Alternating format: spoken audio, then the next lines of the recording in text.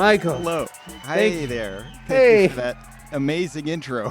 I'm glad that you found it amazing and not like disconcerting, which is what usually people feel about it. They're just like, well, that was disconcerting. Oh my God, Pizza Jams! I forgot about your melodica solo. Oh my God, Michael, So I know, yeah, it's a hot tub stream. It's a hot tub stream, Michael. There, as per the email, there will be a few interruptions because we do have a chat here, a live chat, and anybody that doesn't know, if you have a question for Michael, please use the channel points, the fresh bars. It's only one fresh bar, but it helps me keep track of any questions you might have for our guest today. So, with that said, I have to do a melodica solo, and I'm sorry that you have to witness this.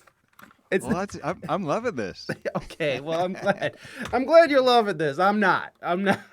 So, okay, I'm just going to do a quick one, guys. I'm not going to do anything crazy. Let's just go. Let's just get this over with.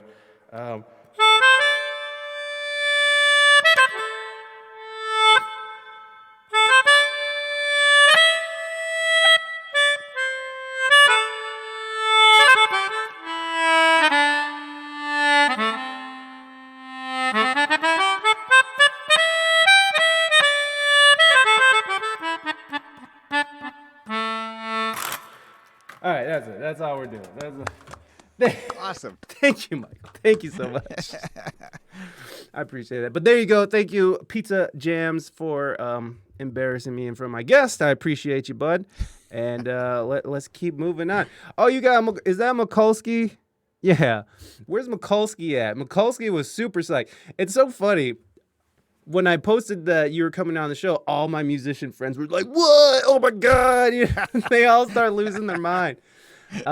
Which obviously for a good reason. Do you ever feel like that I don't know. Do you ever feel like your notoriety is I don't know. I don't know. Do you ever feel like, since you play in such a unique way, do you ever feel like that overshadows maybe your notoriety at points in your career? I'm not sure if I'm phrasing that correctly, but do you understand what I'm saying? Because you take such a unique approach to the bass, do you feel like that sometimes could, I don't know, I don't want to say hinder because you have a wonderful career, but do you feel like that's kind of kept you out of sort of the mainstream? And even though you've been a part of the mainstream in your lifetime, but I'm saying, do you feel like that might have ever held you back in any aspect of your career?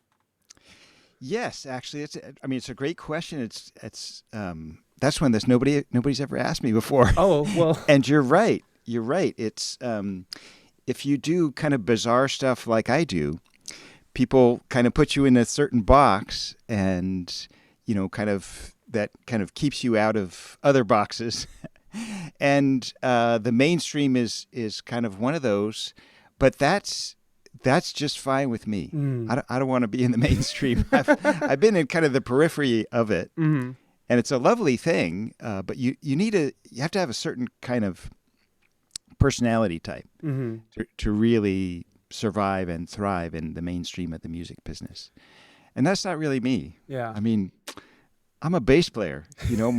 My way that I kind of got into all this is standing in the back of the stage, playing eighth notes for the Behind the Stars, and only kind of gradually ended up being either in the front of the stage or just me on the stage and nobody else. Yeah. So I'm not, I like a lot of mainstream music, but that's never really been my goal. Mm-hmm. Well, and the reason why I asked that is because, like, I feel like you're a bass player's bass player, if that makes sense, you know what I mean? And no figure, most of the people who were like, oh my God, yeah, Michael Manring's gonna be on the are bass players. So it's like, like outside like this bass and like this new age scene, and I'm not trying to be rude at all because I absolutely respect you so much. But like outside of that, it's like, it's not like saying Bruno Mars, and everybody's like, oh my God, But I love that. I've taken great pride over my life over the years in listening to to artists that are like not in the mainstream, because I don't know, when I was younger, I just thought that everything was stupid except for fusion. You know what I mean? So it's like, Right. if you're not fusion, man, then this ain't music. But it's just, I suppose it's pop. I suppose it's pop and mainstream because it is palatable for everyone or something like that. But I don't know. Do you think that were you you seem like you're a soft-spoken guy. Do you ever feel like that has ever held you back in your career as well? Like, not just you're soft-spoken, and like you said, you like to be in the background and stuff. So has that ever hindered you in your career as well? Yeah, it's an interesting place to be, like where I am. It's kind of a bizarre place to be, because as you say, basically nobody knows who I am but other bass players, and that's, I'm fine with that. I have for as a bass player, I have kind of a surprising number of fans that aren't bass players and aren't even musicians. Yeah.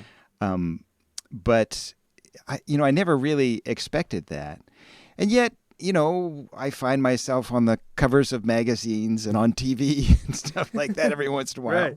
And so most of the time when I'm out in public, I'm just like anybody else. But once in a while, someone will come up to me and say, "Hey, I know who you are." And invariably, it's when I'm like buying toilet paper at Costco or something. When you're really not prepared for it. Right, right. So it's kind of a thing it's kind of odd. I guess maybe that's kind of the age we live in. It's not like there's just fame and not fame anymore. Right. There's sort of fame, and then there's qualified fame, I guess you would call it. Well, so, and that's fine for me. Mm-hmm. That's totally fine for me. Honestly, I was never into the fame part of it. I'm a music nerd. Yeah. And my real heroes growing up, are the guys that kind of, always starved and never had any money and died in obscurity. Yeah. That's what I want, I feel you, man. I feel you. I want to go. I know. And so anytime I feel like I'm getting successful, I feel like, I got to nip that in the bud. Better do something that nobody wants to hear. No. Exactly. No, and all with respect, of course, Michael. Like I just, I'm sweating over here. But you have this really unique career that spans over decades, and with the ebbs and flows of what you do, and in this career, do you think that the new age, when the new age, when that was starting to pop, do you think that was do you think what was that experience like for you? I want to rephrase that. When that was all happening, and you said you were on the peripheral, what was that experience for you, and what was it for you personally? You said that you were really not made for the mainstream kind of lifestyle. How was that for you personally, and and as and from the perspective as someone, your career's perspective as well? It was really fun, that whole thing. That was really, it was kind of bizarre. Yeah. If I can put it in context for a minute, it was Please. an interesting time. After, if people are old enough to remember Frampton Comes Alive, that record, well, Peter Frampton. I wasn't alive, but I know. Do you feel how I feel? Right. Right. That was Yeah. That was like a atomic bomb in the music business, because it sold, I can't remember how many millions of copies. Right. For a live album too, right? Because it was also a live album that did really, really well. Wow. And that really changed the music business. And then Thriller after that, Michael Jackson's Thriller, which sold even more. Yeah. Nobody at the time knew that you could sell that many copies of one record. Oh. And so record companies completely changed. And it wasn't like this was headline news or anything. We kind of had to figure this out kind of after the fact and kind of by piecing things together. Record companies realized that they could make so much money by doing records like that they were just going to get rid of everything else. Wow. And so, like you said, I kind of grew up in that whole fusion weirdo music world. And, there was a place for that in the 70s, that, the record companies would put it out and, you weren't going to get big, but, they figured they could make a little money off it. Right. And that's what, they were happy with that. They got rid of all that stuff. They got rid of their classical divisions. They got rid of their fusion. A lot of them got rid of their jazz divisions. And they just kind of focused on that, we just want that another one of those thrillers. Right, we want to sell 27 million copies of one record. Right. And so it kind of left this odd little hole in the music business because there were still a lot of people who wanted to listen to something else. Maybe in addition to listening to great big pop records, they wanted to listen to something different. And the whole New Age thing kind of snuck in right in that hole because it was completely different. So it was very mellow, instrumental music, that you could put on in the background. At the time, pop music was not that way. It wasn't really all that good background music. This was kind of the opposite. You couldn't dance to New Age. Right. It was just, you could sit down and listen to it if you wanted or not. It was kind of that vibe. And because of that, it became huge, became massive. Wow. And so I went from, starving artist to playing these huge places in really just a couple of years. I kind of got in, just around my friends who were doing this. And can you name some of those friends for us? Yeah, my it's funny at the time. So I had been playing mostly fusion music. My training was as a jazz musician, and I had been doing mostly fusion music in the late 70s. And I met this guy named Michael Hedges, who was an amazing musician, and it's going to sound weird, but at the time he was not really that great a guitar player. It does sound weird. That is weird. Because Michael Hedges, weird? Yes. Yeah. At the time, he was good. Mostly he was just a really good musician. Uh-huh. And it's kind of funny because he's often now, like if you see 25 greatest guitar players of all time, he's often on that list. Yes, indeed. Which, if you had told us that in the late 70s, we would have wondered what you were smoking. And if we could get some of that too. Pass it. But so I met him and we became really close friends right away.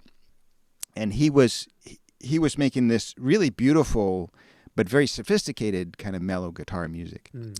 And in a way it was kind of periphery of New Age because it was what he was doing was kind of more chamber music than New Age music, but it fit. Yeah. And so he got a record deal with this company, Windham Hill Records, who nobody had ever heard of, but they were just blowing up. And they became really huge. And I played on Michael's first record on the label, and the guys at the label heard me, and then they just hired me to play on any time they needed bass on a record. They would hire me, so I played on a whole bunch of their records, and it was really big through the up to the late '80s. It was it was really a big deal. I got 2 gold records from them. It's funny, I have 3 gold records. 2 of them are New Age, and the other one's from it's electronic music. Nice. There's a band called Royksop. That sampled me. Okay. And they did really well. Yeah. It's a Swedish band, I think. And so those are my 3 gold records. That's amazing. Crazy. When they went to clear your sample, which I don't know, did they clear it legally? Did they go through the proper channels to clear it, or did you have to come back and? Unfortunately, they did not. I mean, they, I don't think they knew about me or this, even the kind of music I was doing or anything. But somebody had given them a little bit of me doing a solo piece, which they liked and assumed, it was, I think they assumed it was royalty free. Yeah. But, that piece, when I recorded it, that, as I say, the New Age thing got kind of big. So we were a major label at that point. And by the time they sampled it, it was owned by Sony and still is owned by Sony. Oh, wow. And so, their lawyers, I didn't really do anything. Their Yeah. lawyers saw that and Like, went hey. to action. And Hey there, buddy. so now I own part of their record. So Which, I mean, like people, producers, I should say, like especially producers that I talk to a lot. They're just like, it's weird when they're like, yeah, I just took the sample from this, took the sample for that. I'm like, wow, how did you clear all these samples? It's like, no, there's no clearing involved. And it's like, well, if anything, we should all be taking a big lessons from the Beastie Boys and like understand that this is all gonna come back and bite you in the ass. And yeah. and even though these guys, in Sweden were like, oh, this is some obscure little piece and no one's going to know, or even if they thought about it, like, I don't even know if that was a thing that they thought about at that time, and then here it comes, Sony and the lawyers. I mean, it's much harder to do it now. It's much harder. Yeah. And, I don't think I would have even found out about it, but some of you may know the band Meshuggah. Oh, yes. And their bass player was a friend of mine at the time. They have a different bass player now, but he called me up and said, "Hey, did you hear this? They sampled your stuff. Are you getting credit for that?" And so that's how I found out about it. The bass player from Meshuggah. Right. It's a strange. Yeah. It's a very strange. I'm not really into genres of music. Yeah. I like specific things in kind of every genre. Yeah. So I don't really like following, like staying in my lane. And that's part of the thing about not being mainstream is, right. I love listening to technical metal as much as I love listening to new age or, I listen to a lot of Indian music. I listen to a lot of chamber music, and I like a lot of pop music too. Mm-hmm. So it's all good. I love Indian music, and in fact that was one of the sort of things because I had a guitar. I was a guitarist, and my first band there was 3 guitars, and they're like, somebody needs to get a bass, and I'm like, I'll get a bass. So I was bass by default. My wife says it's my best instrument. I don't know about that, but but I got my frets removed because of. I actually got them shaved off, and they just put some lacquer on it. So they shaved off the frets, and then they lacquered over it, and then so you could still see the fret lines and stuff, which was good for me because I mean at that time I was just terrible. But my dream was like to be able to get those frets and be able to do those really interesting bends that you're able to do with like a sitar, like Ravi Shankar, to get those like really. I forgot what they're called, but the notes between the Western scale, those the gamakas, yeah. Yes. So like that was my big dream. Is that something that you've ever microtonal? Thank you, Pizza Jams. Another word, the Western word for it, I suppose. But was that ever a genre of music that you ever attempted to tackle? And maybe I missed it over your career, but like, I mean, you do these interesting slides that definitely border on it. You know what I mean? Yeah, big time. Actually, mm-hmm. I'm a student of mostly Carnatic, which is the southern form of Indian music, but I'm also very into the northern form, which is Sweet. Hindustani. And some people may know that music is like, how can you say it's at least as academic as classical music. Yeah. It's really, really complex. It's really, really involved. It's really, really, really hard. Yes. Now I'll never be able to play like real Indian classical music. First of all, I kind of play the wrong instrument. Kind of. And I would have had to start like when I was 2 to really, be a heavy hitter. Right. But that's kind of not what I want to do anyway. Right. They just have, it's an amazing forms of music in India, and they have all this stuff that they're doing, some of which we do, some of which we don't do, and I just try to learn from it and borrow what I can. Yeah. And I guess I should do the music nerd thing and say that just point out that their music is not, strictly speaking, their music is not microtonal. Okay. That's actually would be the wrong term to use in the strict sense. Great. Although it's like in terms of intonation, like in that sense, it's really, really finely tuned. Mm-hmm. So when they move from one note to another, they do it in a, you would not believe how well they have figured that stuff out. Yeah. But they actually are using like the same number of notes we are. And that's one of the bizarre things about it. They have this very, very old, very, very highly developed form of music, and yet for some bizarre reason they use the same basic notes we do. They tune them differently and variably depending on what they're playing. But everybody all over the world uses this same basic sonic palette, and nobody knows exactly why. Well, yeah, I mean, it's definitely, I mean, like, it's just something that I was never ever able to wrap my head or my hands around. And I mean, and it was just, obviously, it's just, I didn't work on it hard enough. And like you said, you start at 2 if you're trying to be a heavy hitter in that scene, in the classical Indian scene there. But no, I love that. I love that aspect of what a fretless bass allows you to, because it does break down those barriers. And I used to call frets a jail. These are my jail bars. They are, in a way. They are. It's kind of amazing. That might be kind of a new frontier of music. Actually, is not necessarily ending up with more notes. Like we have 12 notes in the octave. Yeah. And a lot of people have tried putting more notes in the octave. And it doesn't seem to really work that well. But how you tune those 12 notes may end up being kind of a big deal in the future. And there are people who are very, very into it. I still study, actually. And I study from a guy who's like, really, really advanced in like, what it means if this note is, 3 cents sharper in this context than it is in that context. Whoa. And it's pretty fascinating. We'll see where it's all going, but it's, as I say, it's a lifetime of study to learn how to do these kind of fretless things where you can move from one note to another note in very interesting ways. And then when you get there, which version of it is really expressing what you want to express, just, whether you move it a little this way or a little that way. Yeah. It's pretty interesting.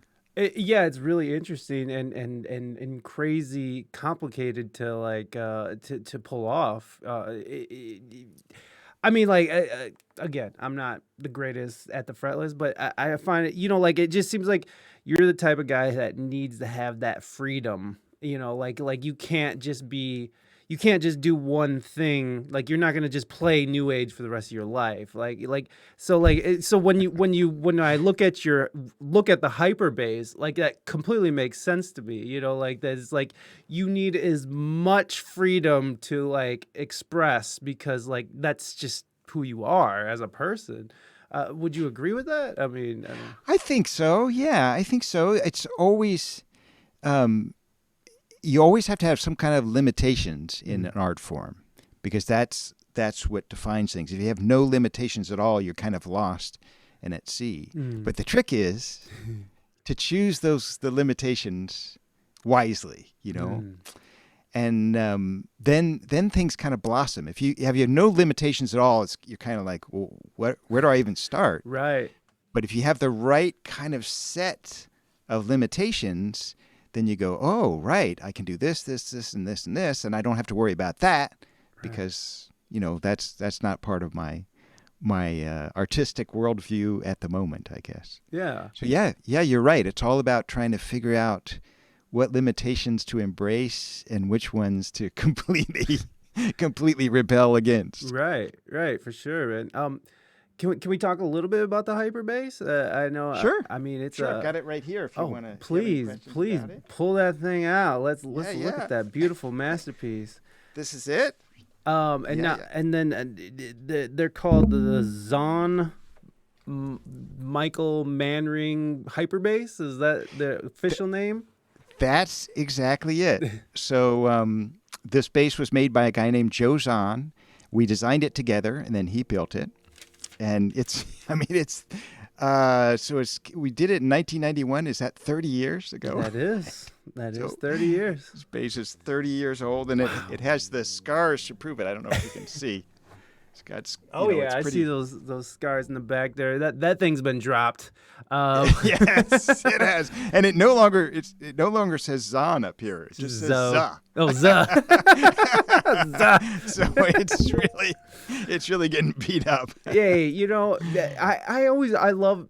I hate it when obviously it sucks every time you gash your axe, but I always call them like war wounds, like this is battle scars, man. This is like from the road. This is like from the front lines. And I've learned to embrace it because I don't ever see me parting with my instruments. You know what I mean? Like these are mine. I don't care if it's scratched. This is my scratch that I did.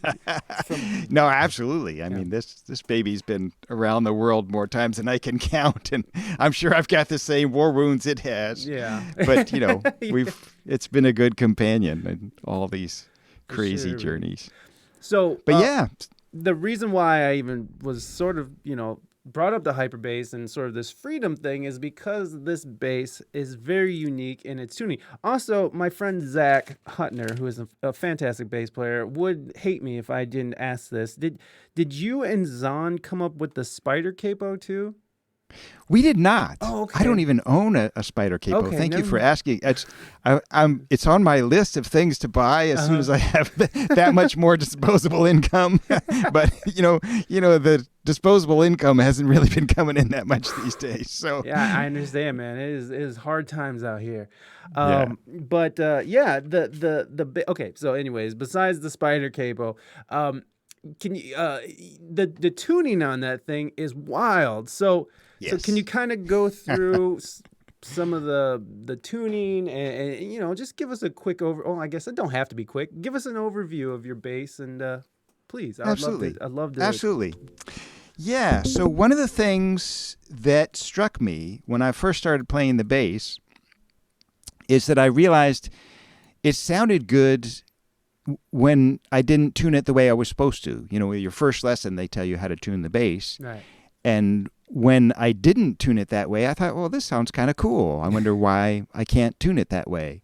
And, I'd ask my teacher and they say, don't do that. Just tune it the way you're supposed to. And I'd ask my friends and they say, yeah, don't do that. But, on my own, I'd say, screw that. I'm going to tune it weird and play weird things in my room. Of course. And, I did that from the time I was 10 years old onward. And I did listen to what people said and didn't do it very often because I figured mostly what they said is, yeah, nobody's ever going to want to hear you do that. But I couldn't really let go of the concept because it was so much fun. And little by little, I did more and more. And actually meeting Michael Hedges, the guy I was talking about, he was really big on tuning his guitar really weird. And by that time, I just said, screw it. I'm going to tune however I want. Hell yeah. And I just had a blast with it. Every time you change the tuning, you get all these kind of new colors and stuff. And it's really fun. Yeah. And bass is incredibly stable. It might be the most stable musical instrument there is. And so you can tune it like mad. With guitar, there are limitations. Yeah. At least with acoustic guitar, there are limitations on how far you can tune it. I don't think there are many with the bass. Yeah. I mean, it's more the strings that are the limitation. If you tune it too high, you'll break a string. Right. And I just found all these tunings, and I thought, well, this is so much fun. I shouldn't stop there. I should start changing tunings while I'm playing. Of course. Of course. I mean, right? Why not? I mean, why limit yourself to one at a time? I feel you. So, I would turn the tuning keys while I was playing and try to get another tuning. And it was really cool, but it wasn't really, it's slow and cumbersome. And I thought, there are little mechanical devices that can do this. That can't be that hard. And so I started talking to guitar builders about this in the late 80s and saying, hey, can you make me a bass that has little machines on it that will, I can instantly flip to a different tuning? And they all thought that was really, really weird, and didn't want it. Wouldn't take my phone calls after that. And that kind of went on and on until I met Joe Zahn. And he said, "Oh yeah, we could definitely do that for you." And I think sure, bring it on in. I was always wondered if he regretted that ever since. Yeah. But he jumped in and totally took on the challenge, and so that's what we did with this instrument. I can change the tuning at both ends. There are these mechanisms at both ends of the string that allow me to change the tuning.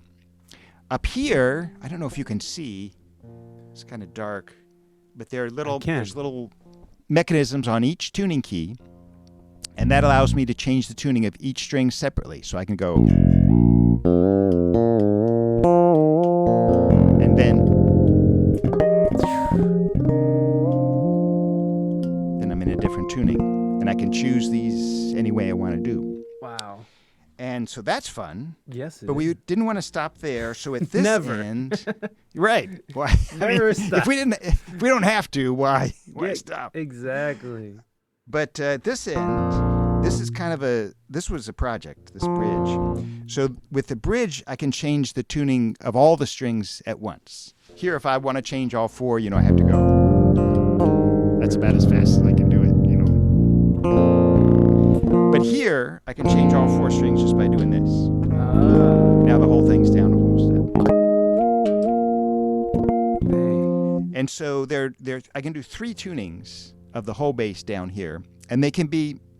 I don't have to change all 4 strings with this. I can leave some of them the same. I can change 1 string, 2 string, 3 strings with this. Nice. But here it's all one at a time, and. So having this dual system is really nice because that means I can really move through a lot of tunings. Right. And I found I really liked the sound of the tunings changing. Yeah. One of the things I didn't know when we were building this bass, I didn't know if, as I moved a tuning, if I'd have to kind of mute that string or stop playing somehow, if it would make some horrible grinding sound. Yeah. But I found the opposite, actually. I found that I really like this sound like this.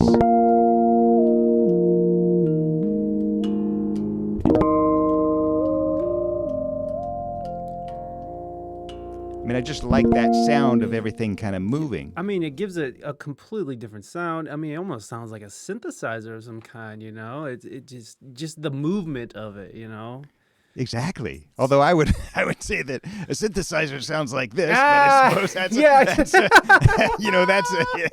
a point of opinion. We're getting schooled today, folks. We're getting schooled today. Sorry. Oh, please don't apologize. I told you I'm a music nerd. I appreciate that because I fancied myself as one, but I didn't have the fortitude to stick with it. I wanted to.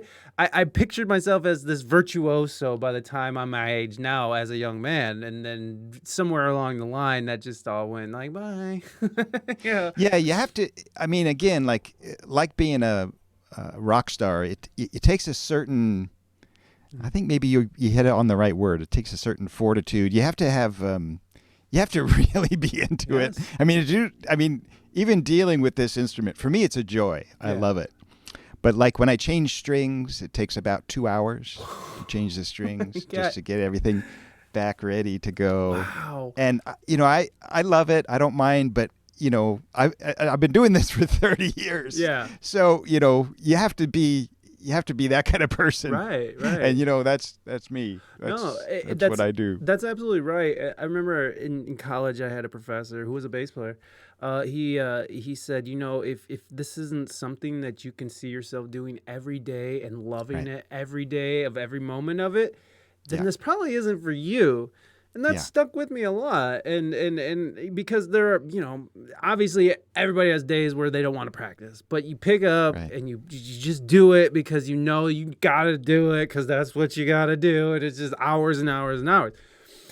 But I feel like just it has to grab your attention, and I'm just that kind of person, and a lot of people are, where it's like I just sort of follow where the energy is sort of flowing, and some people flow towards the very complex, Michael Manring style of music nerdom, and then some people just go with, I really love pop, I really respect these things, not much of a jazz guy, but it's like I found comfort in what I do, and even though like music is probably one of the most, like, my musicality I'm very insecure about, and as you could tell, I was like, okay, Michael, I'm gonna play this melodica. But it's just like, I don't know, man. It's just, you have to have it has to be something that's just really set inside of you to sort of go with the. I mean, it's like someone who like LeBron James and some guy who plays hoops on the court, at the park every day. It's like, it's that difference of drive and fortitude and situation, and like, it's just so much revolves around what it takes to be an elite athlete, musician, artist, whatever it is. And please. And I think it's great that not everybody's like that. Yeah, exactly.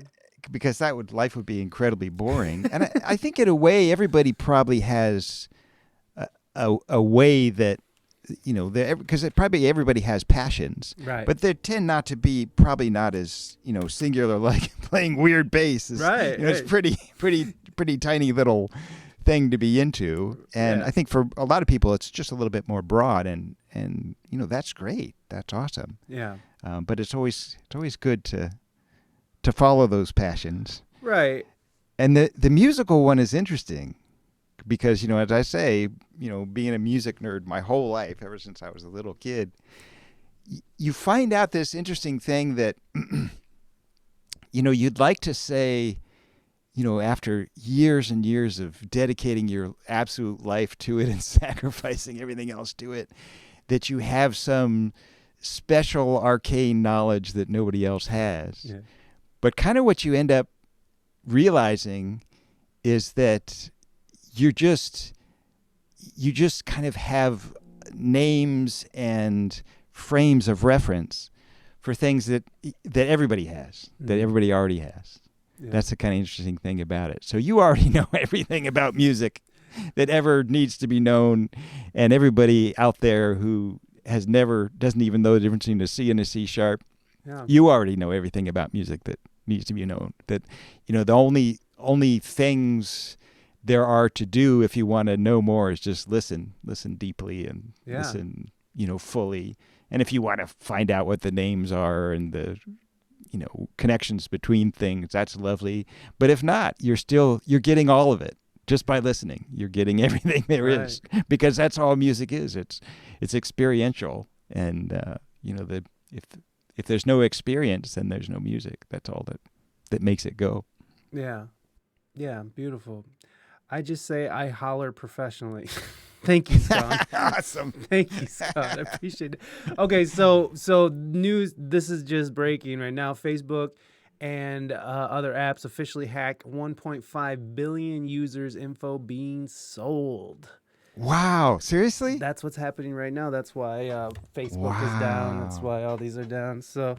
Did they take it down themselves because of this, or I think it was an attack. I think it was a full-on attack. Yeah, it was a hack. So yeah. So there you go. If you're already on the fence on your personal information being sold and shared on Facebook and Instagram, well, now rest assured, it definitely is to the worst kind of people. So there it is. Wow, that's amazing. I'm going to send that quote to my high school music teacher. Yes, please. Which is a shame, because sometimes, it's a shame when kids have their creativity snuffed out by instructors or parents and stuff. Right. It's such a we might be getting the next Mozart, but that's just snuffed out. How was yours? Oh, please go ahead. Yeah, this is a real pet peeve of mine. Yeah, me too. Actually, me too. I don't know why, but in music, I don't have a lot of perspective, because music is, it's kind of all I've ever really done. Mm.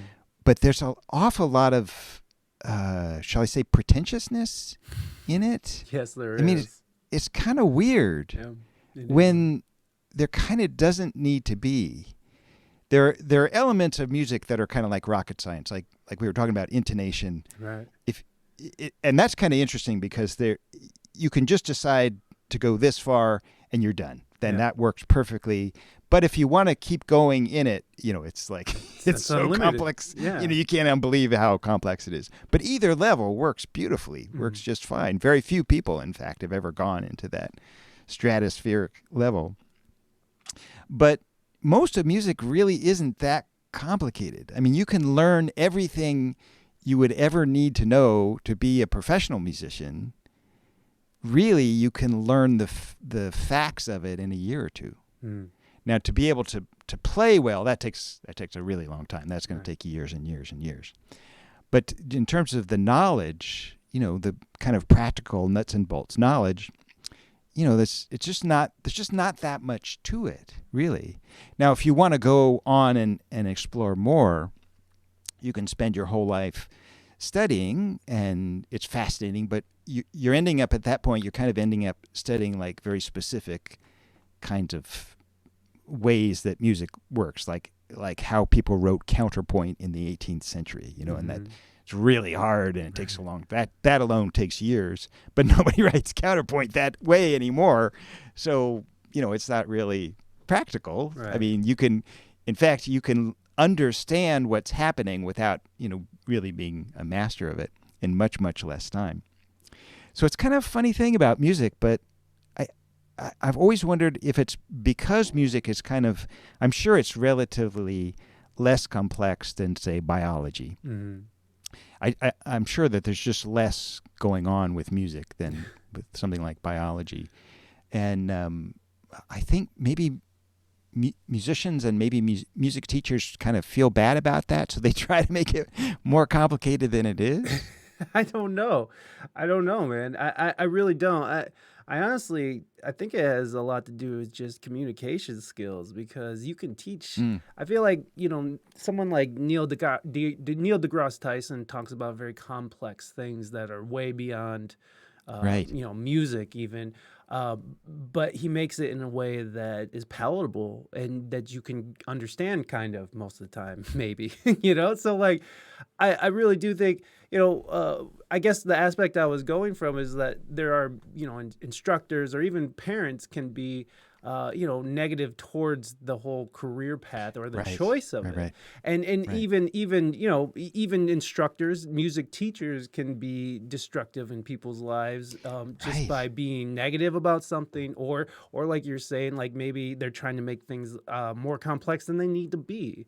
And and for me, it was my guitar teacher just was a chain smoker in a 3x3 room. So like I just man, that's painful. So I was like this 6-year-old going, hey, let's learn guitar. So that turned me off for a long time. But it's just one of those things that I don't know if it's cultural. I talk to a lot of people from around the world, and it seems like this idea of becoming an artist as a career is always sort of looked down upon, and or not always, but at least in a lot of times.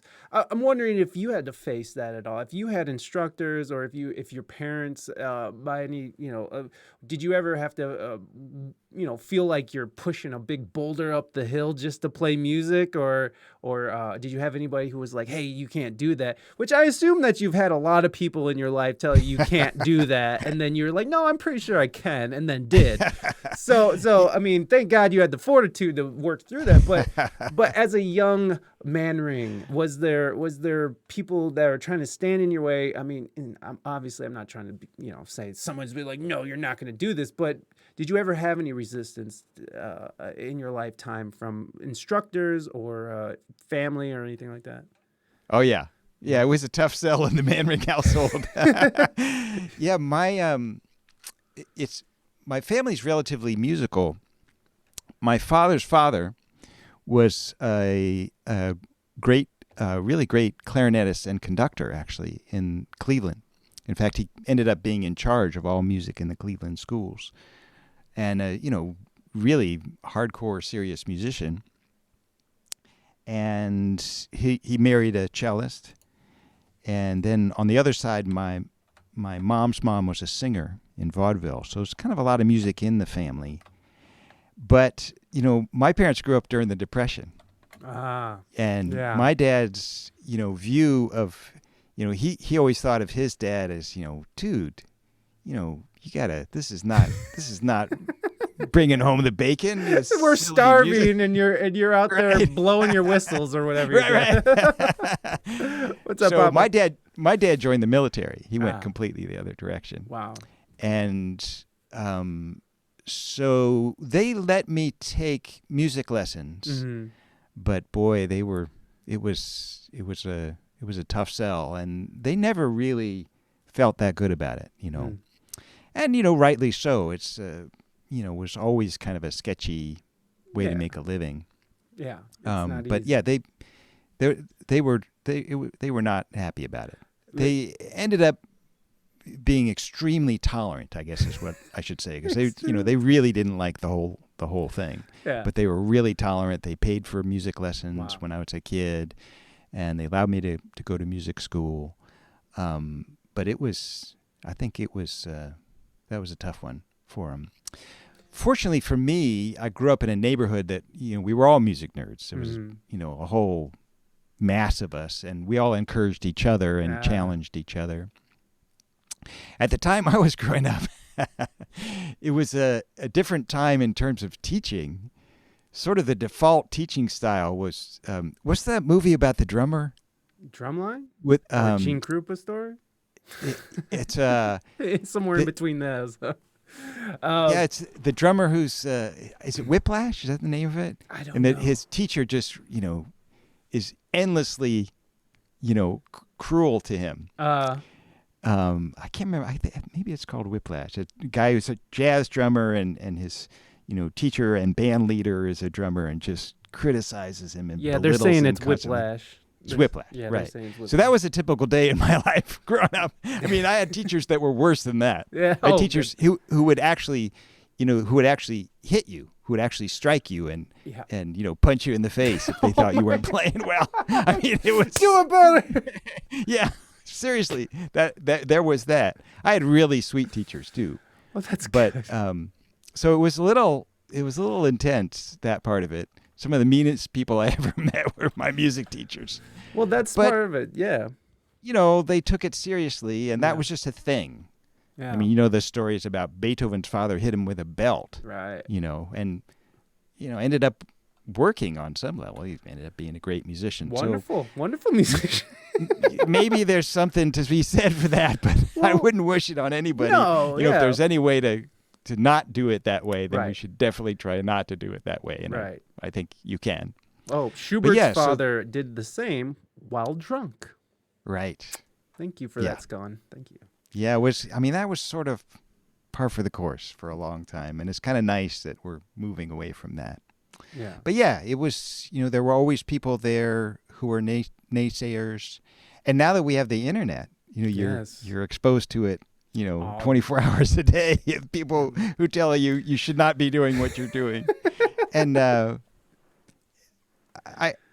I probably shouldn't say this, but I really like that. Yeah, you do. It's always, I mean, it depends a lot on, what's being said and who's saying it. But it is pretentious to say, and I apologize for that. Please, no. If you're not rubbing somebody the wrong way, you're not trying hard enough. Especially right. in music. That's right. That's that line is like, if no one's hating on you, then no one's listening to you. So it's like, yeah. It's like it is good because people are sitting there. When I get towards the beginning of the show, I got this long email from this lady who was so angry. Who was like talking on specific points, like almost like timeline, like and these used to go on for hours and hours because I didn't know what I was doing.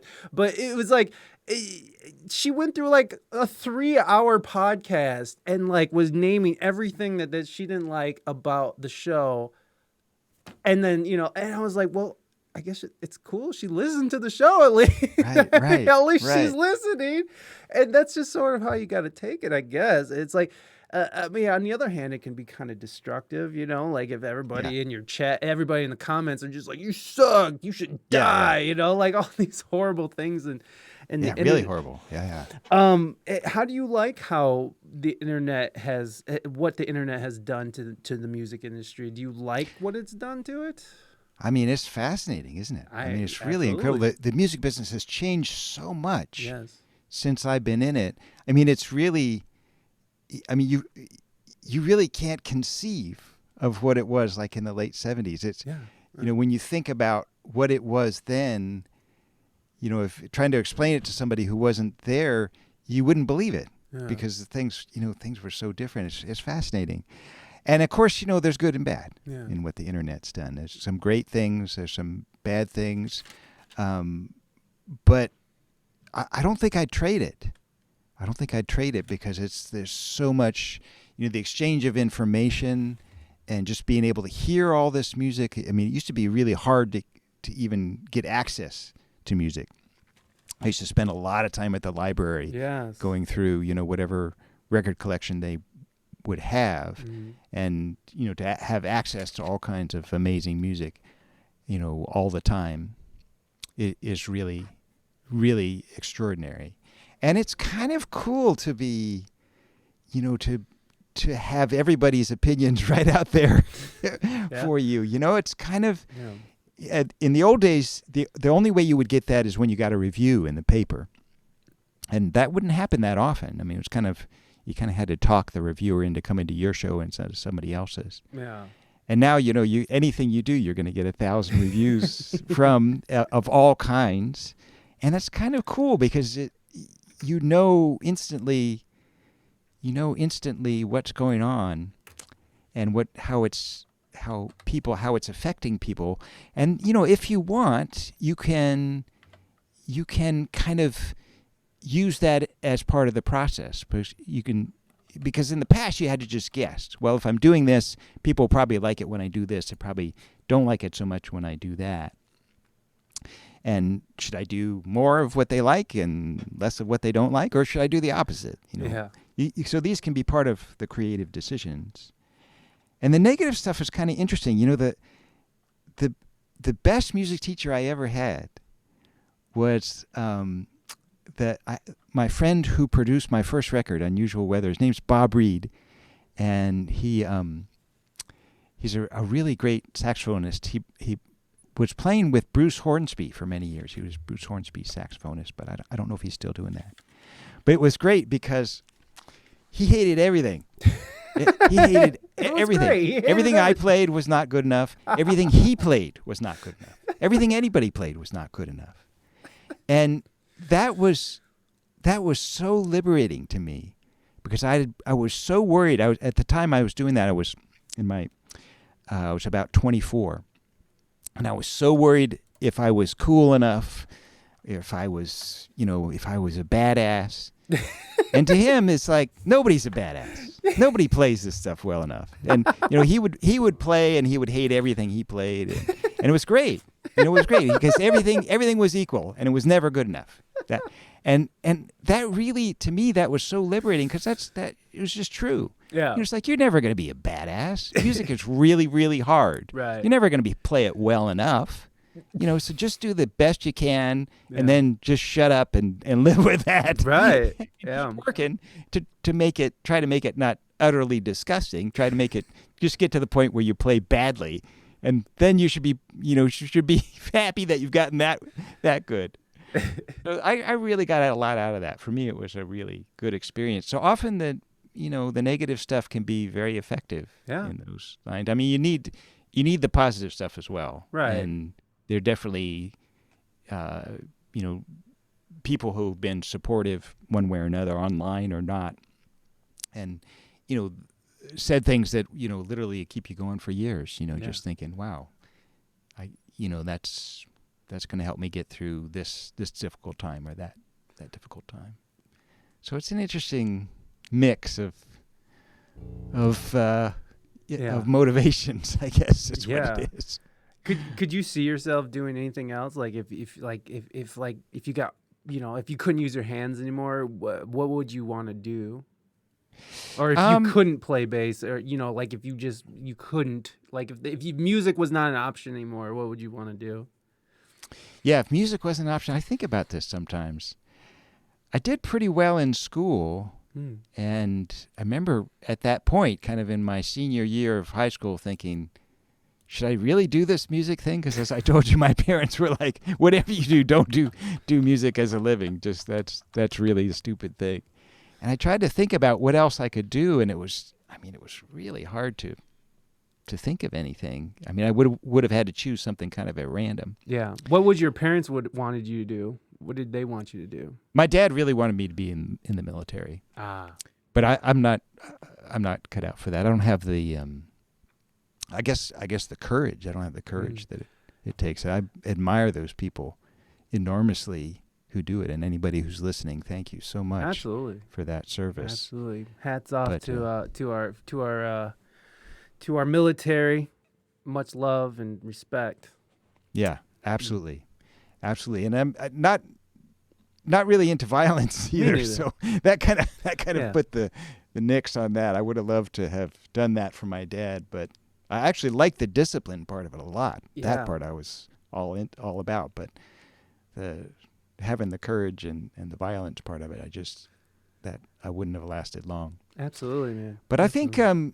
I think if I really couldn't do music at all, I think maybe I would get into artificial intelligence. Oh, crap. Okay. If I could hang, I mean, I don't know if I've got the chops to hang with that. Yeah. But I think my guess is that's going to change the world. My guess is that I'm not sure, and even the people in it aren't really sure what's going on. No. But that's heavy stuff, and I think it has an enormous potential, and I would love to know how that's working. Yeah, no, I absolutely. So what do you think? So when the machines finally do become sentient, and they will become sentient, like there are people right now working day and night and trying to find it. So this is something that's gonna happen. Once the machines do become sentient, do you think it's let's work along with the humans, or is it enslave the humans, or is it destroy all humanity? What camp do you lie in?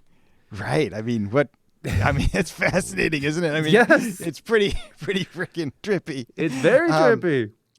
It's not that far away either. I guess, first of all, I'd say it seems like a really bad idea to make a sentient machine, you know? It seems like just a bad idea because, well, there's this philosophy called antinatalism. Some people may be familiar with it. And it's just a philosophy that you don't really have the right to make a conscious being, because that being doesn't have the choice in the matter of whether to be. So it's kind of a basic immorality there. And I'm not an antinatalist myself. I have kids myself. Yeah. But it's, there's something to be said for that. There's a logic in that. And in that sense, I'm not sure it really makes sense to make conscious machines, especially, if you make a machine that can suffer, it's not really a good idea. First of all, there's a lot of consciousnesses already. Yeah. We got lots of consciousness. Right. I'm not sure that's what we need. I think we need just machines that can get right answers to really complex questions. I think that's what we need. Yes. And so I hope they'll work more along those lines. And, wild guess what the machines would do. I mean, I guess they'd kind of do what we do. Mm. We don't wipe out species just because we can. They're interesting, and we put them in zoos and try to keep them alive in the wild. Mm. Wild guess is, if the machines kind of completely take over, they'd kind of treat us that way. They'd say we're interesting, and they would take care of us in some way, but they'd keep us kind of contained. That'd be my wild guess. Yeah, let's make sure they don't have access to the bombs. Right. They obviously don't know what they're doing. They're children. Right. That'd be my guess. Yeah.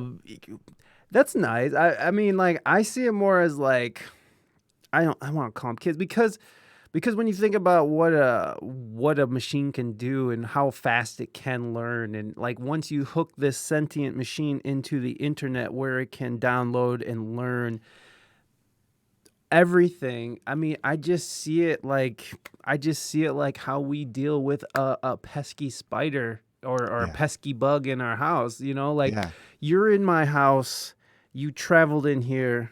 Yeah. You have to go because Ye- this is my house and this is my domain and this is what I control, and Yeah. you are not part of that. Right. So I don't know. You know, it's hard to say. We want to think that they'll be our friends and like work hand in hand and Yeah. skip into the sunset together. But I just But it's hard to imagine that. you're right. Any of these options are entirely plausible. I mean, Yes, or maybe something we don't. I mean, Yeah. you could definitely see the option where they take over somehow. We never even notice. Yeah. We think we're still in control, Right. And they're in control. I mean, like, what May if have they're- already happened. Right? Exactly. Exactly. We're in a simulation. I mean, Right. that right. what's the Elon Musk? He's an interesting character in all of this, and he thinks we're in a simulation. But like when you look at things like Neuralink, and are you familiar with Neuralink at all? Yeah. And what's Yeah, going yeah. on with that? I mean, do you see a future where musicians and artists are out of work? I mean, because the way it's looking right now, machines are going to take over, and most industry is going to be just taken over by machines, and we're going to most likely have a horrible time with that, where you get a bunch of people who have no jobs or any real meaning to their life. They don't have anything to do. So I don't know what's going to happen with that, but I think we got a good taste of that last year when everybody was in lockdown and had nothing to do but let's go burn things down. Yeah. So I don't know if that's what's going to happen, but who knows? Yeah. Humans are kind of, we're unpredictable, but in a very predictable way. It's just like, it's as soon as there's not enough to eat, we get real, or not enough of something, we get real Right. animalistic. So I don't know, man. But do you think that there will be ever a time where AI will actually put musicians out of work? And This is going to be interesting, because I think music is kind of low-hanging fruit for this. Because as I say, it's not really that complicated compared to a lot of things. Yeah. I mean, it's kind of interesting, what is likely to be replaced. Mm-hmm. Like, it's interesting to me, like, the surgeon will probably be replaced, but not the nurse, Right. because you kind of want the nurse there, but the surgeon, you want something that's never, ever, ever going to make a mistake, Right. It's never, ever going to come in drunk or having a bad day or had a fight with their wife or something. Right.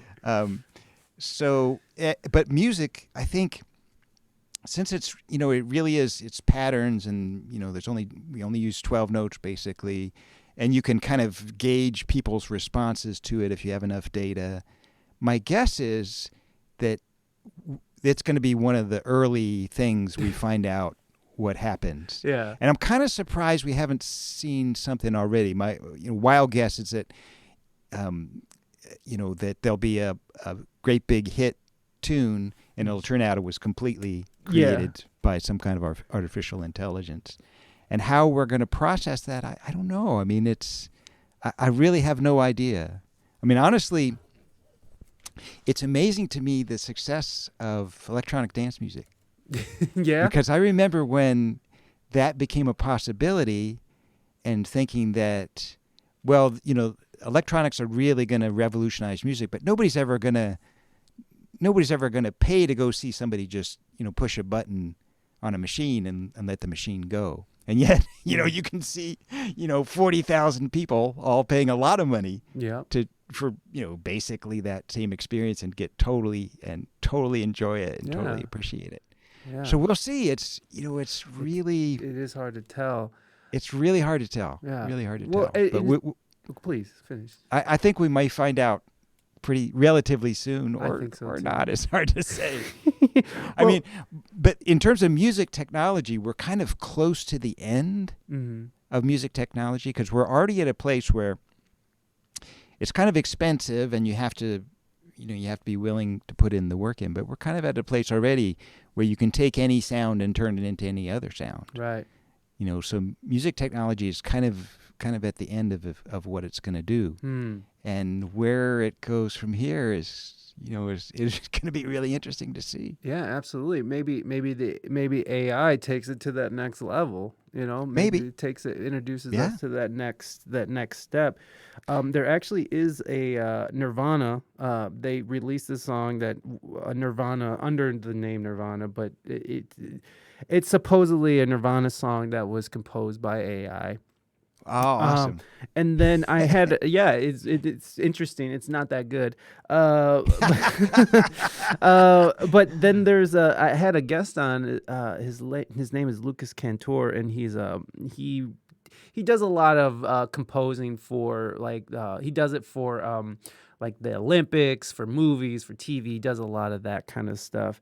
And he had an AI unit finish was it Chopin? I can't remember.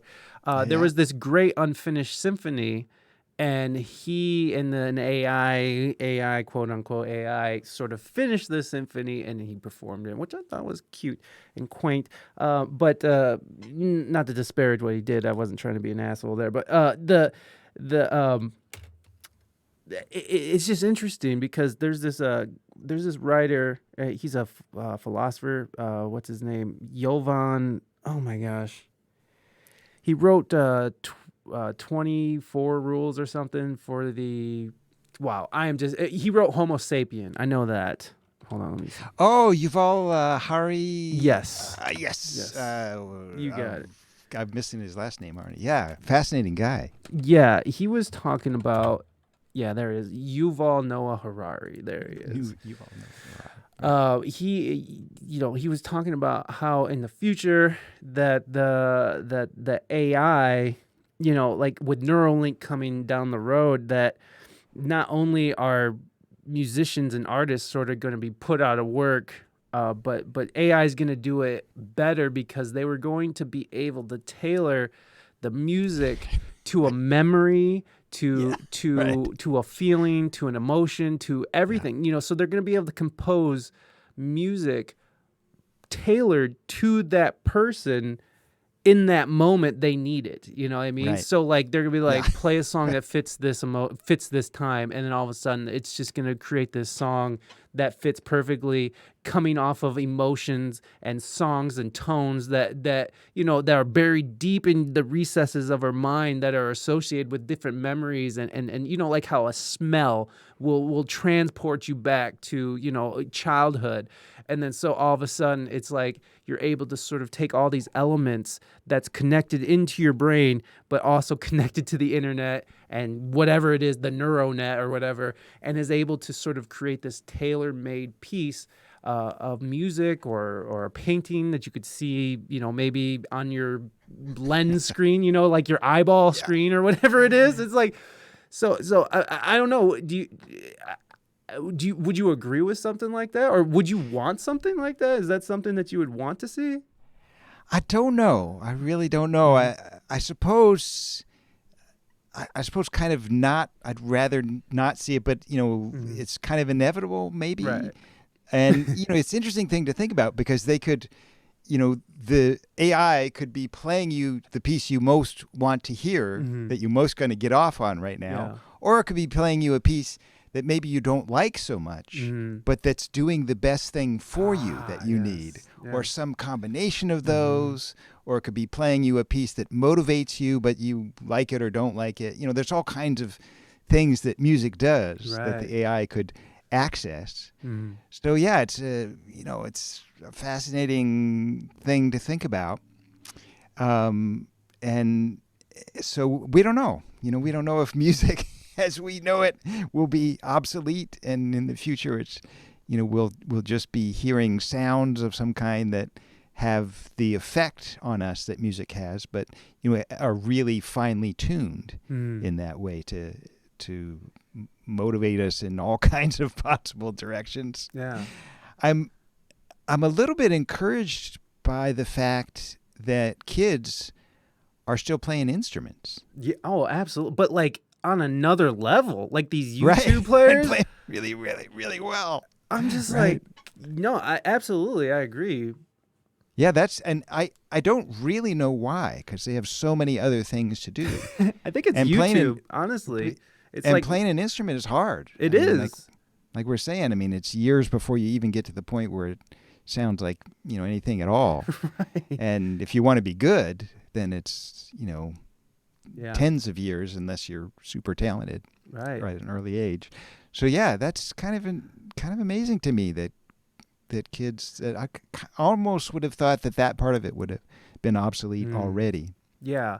But people really want to play. Well, so I that's think that's cool. I think as a culture we are hungry for stuff that we can sort of wrap our hands and mind around, since everything comes in like 15-second clips and flash of this, and your attention's always being grabbed. So like, for instance, how the long form podcast has become very popular. Right. And how, these kids who are coming up with the internet, with Instagram, with Snapchat, with Twitch, everything that they could possibly ever need or want in their life in the hand, like, I think somewhere deep inside, we need something that's tactile. Like this is how we learn to hunt. This is how we learn to clothe ourselves. This is how we learn to touch the person we love. So like somewhere in us, it's this innate thing that we need this physical outlet, or we need to hear people talking in more than 15-second, segments, I mean, like we just need these things that are just buried deep inside of our DNA. So it doesn't surprise me, and especially when YouTube is basically, I mean, you might have heard this term, but YouTube University, where people right now are just going over Michael Manring videos over and over and over and over again. You know what I mean? So it's like, so they also have, this insane amount of knowledge to pull from, and this need to sort of like fixate on something other than their phone, like it's just, I don't know. Like I imagine that's part of it, but I'm just talking out my ass here. So. No, I mean, that's really insightful, Mike. I think you really hit on something. Maybe. I mean, how amazing to be alive at this time. Yeah. When we have, TikTok and Twitter, which, my parents would have been, they would have thought that TikTok was, something from the devil or something. Because, it is. They really thought that these half-hour TV shows was, that was just like, oh my God. What do they do to our children? And that's a half hour, and that seems like forever now. So we're in that age with, there's, things that, like you say, 10 seconds long, that's the attention span. But at the same time, as you point out, the incredible popularity of really long-form podcasts, like people really having an in-depth discussion for a really long time, are also really popular. Yeah. So, I mean, it's an amazing thing to see how it's almost like, I don't know if you could make this case, but it's almost like the social and cultural evolution of people is happening at a really fast rate. And we're seeing all this stuff that used to take, at least decades, more like centuries to work through. Now we're able to work through it in, a couple of years, or in some cases even a couple of months. Yeah. And it's amazing to see, and every time these things happen, we learn more about ourselves and who we are and how all this is, how it all fits together. And, it's incredible to be alive at this time, really incredible. As a musician, I mean, just the tools that are available to us as musicians. Absolutely. I mean, as I say, when I was growing up, we would have killed for the, a tenth of, what we have now. Like, every time I open my laptop and go into Logic, I mean, it's just like, oh my God. Right? Studios that cost $10 million didn't have this stuff when I was a kid. Right. The capabilities, Right. It's amazing. It's amazing. Absolutely. And that, I guess then our challenge is to live up to that, or to make sense of it somehow. I think it's to sort of, I'm guessing it's to sort of embrace it and become part of it. I mean, it seems to be working out for you in a sense that, like, you're, like, before music would come and go and then have a resurgence, but like with the internet now, like all music has this chance to live on in perpetuity for new fans. And I'm sure you're getting fans who are 13 years old writing to you like, Mr. Manring, you're the greatest thing since sliced bread, like I got one of those yesterday. Yeah, exactly. So it's like that's the other beautiful part about this is that it's also able to, like your art is able to live on forever, even no matter what it was at that time it came out and was released, no matter how mainstream new age got, like your art is always going to live on in perpetuity as long as that there's electricity, I suppose. Hopefully an EMP doesn't go off and send us back to stuff. Facebook doesn't get hacked any more than they already are. Right, but like it is amazing in that aspect. But it's a weird world. That's a really good point. I hadn't really thought about that, but you're right. There's that famous author who wrote The End of History. It's a Japanese name. Fukuyama maybe wrote The End of History in the 80s, I think, when the Berlin Wall came down. He said that's the end of history, that now everybody knows that the only kind of society that works is democratic capitalism. So that's all that's going to be from now on. We're done. Yes. And it's kind of famous that it hasn't really worked that way. Yeah. But maybe you're right in the sense this is the end of history, in the sense that now everything is recorded and it's always available, so we don't really have fads like we had in the past so much, because everything is there and we can all kind of indulge in these different aspects of it at different times. That's a really interesting point. I really like that. Well, I mean, when you look at it, before like the internet was a thing, things were just sort of in 20-year cycles, like, even in the 90s or even early 2000s, before the internet was the internet, like swing came swinging back in, and I think 20 years before that, right? Wasn't a swing a thing in the 80s too or something? Yeah, absolutely. So like these things sort of just are cyclical. These movements are cyclical, but now that it's all just here, we're just all picking from whatever the big thing. I don't know. It's interesting to see where we're going, and I honestly do think you're right. What you said is that we have these these ape minds, we're just apes, like advanced apes, just running around blowing stuff up and making music and stuff. And that's what we are, but the technology that we're creating is going so much further. So we're still these apes, with our moving thumbs and stuff. But we have technology of that's way beyond our DNA. And so I guess what do we do with that? I guess we're just sort of stuck in this weird place where we're sort of, transitioning into something else, I guess. I don't know. I suppose. Yeah. I mean, it's an interesting point you bring up too, because music is kind of an outlier in all this, because there have been some studies fairly recently on this, and it's this kind of complicated. And I'll try to present it simply. What I'm about to say isn't really correct, but overall it is that animals don't really have music. For all their beautiful singing, songbirds don't really sing in a key, for instance. That they don't have a sense of what a major third is, and a major third sounds happy. As far as we can tell, they're not doing that. And no animals, as far as we can tell, does that. There's some animals that seem to have some kind of rhythm, and that's really bizarre, because it's not necessarily the ones that we would have thought or did think. But nobody really seems to have music except for us.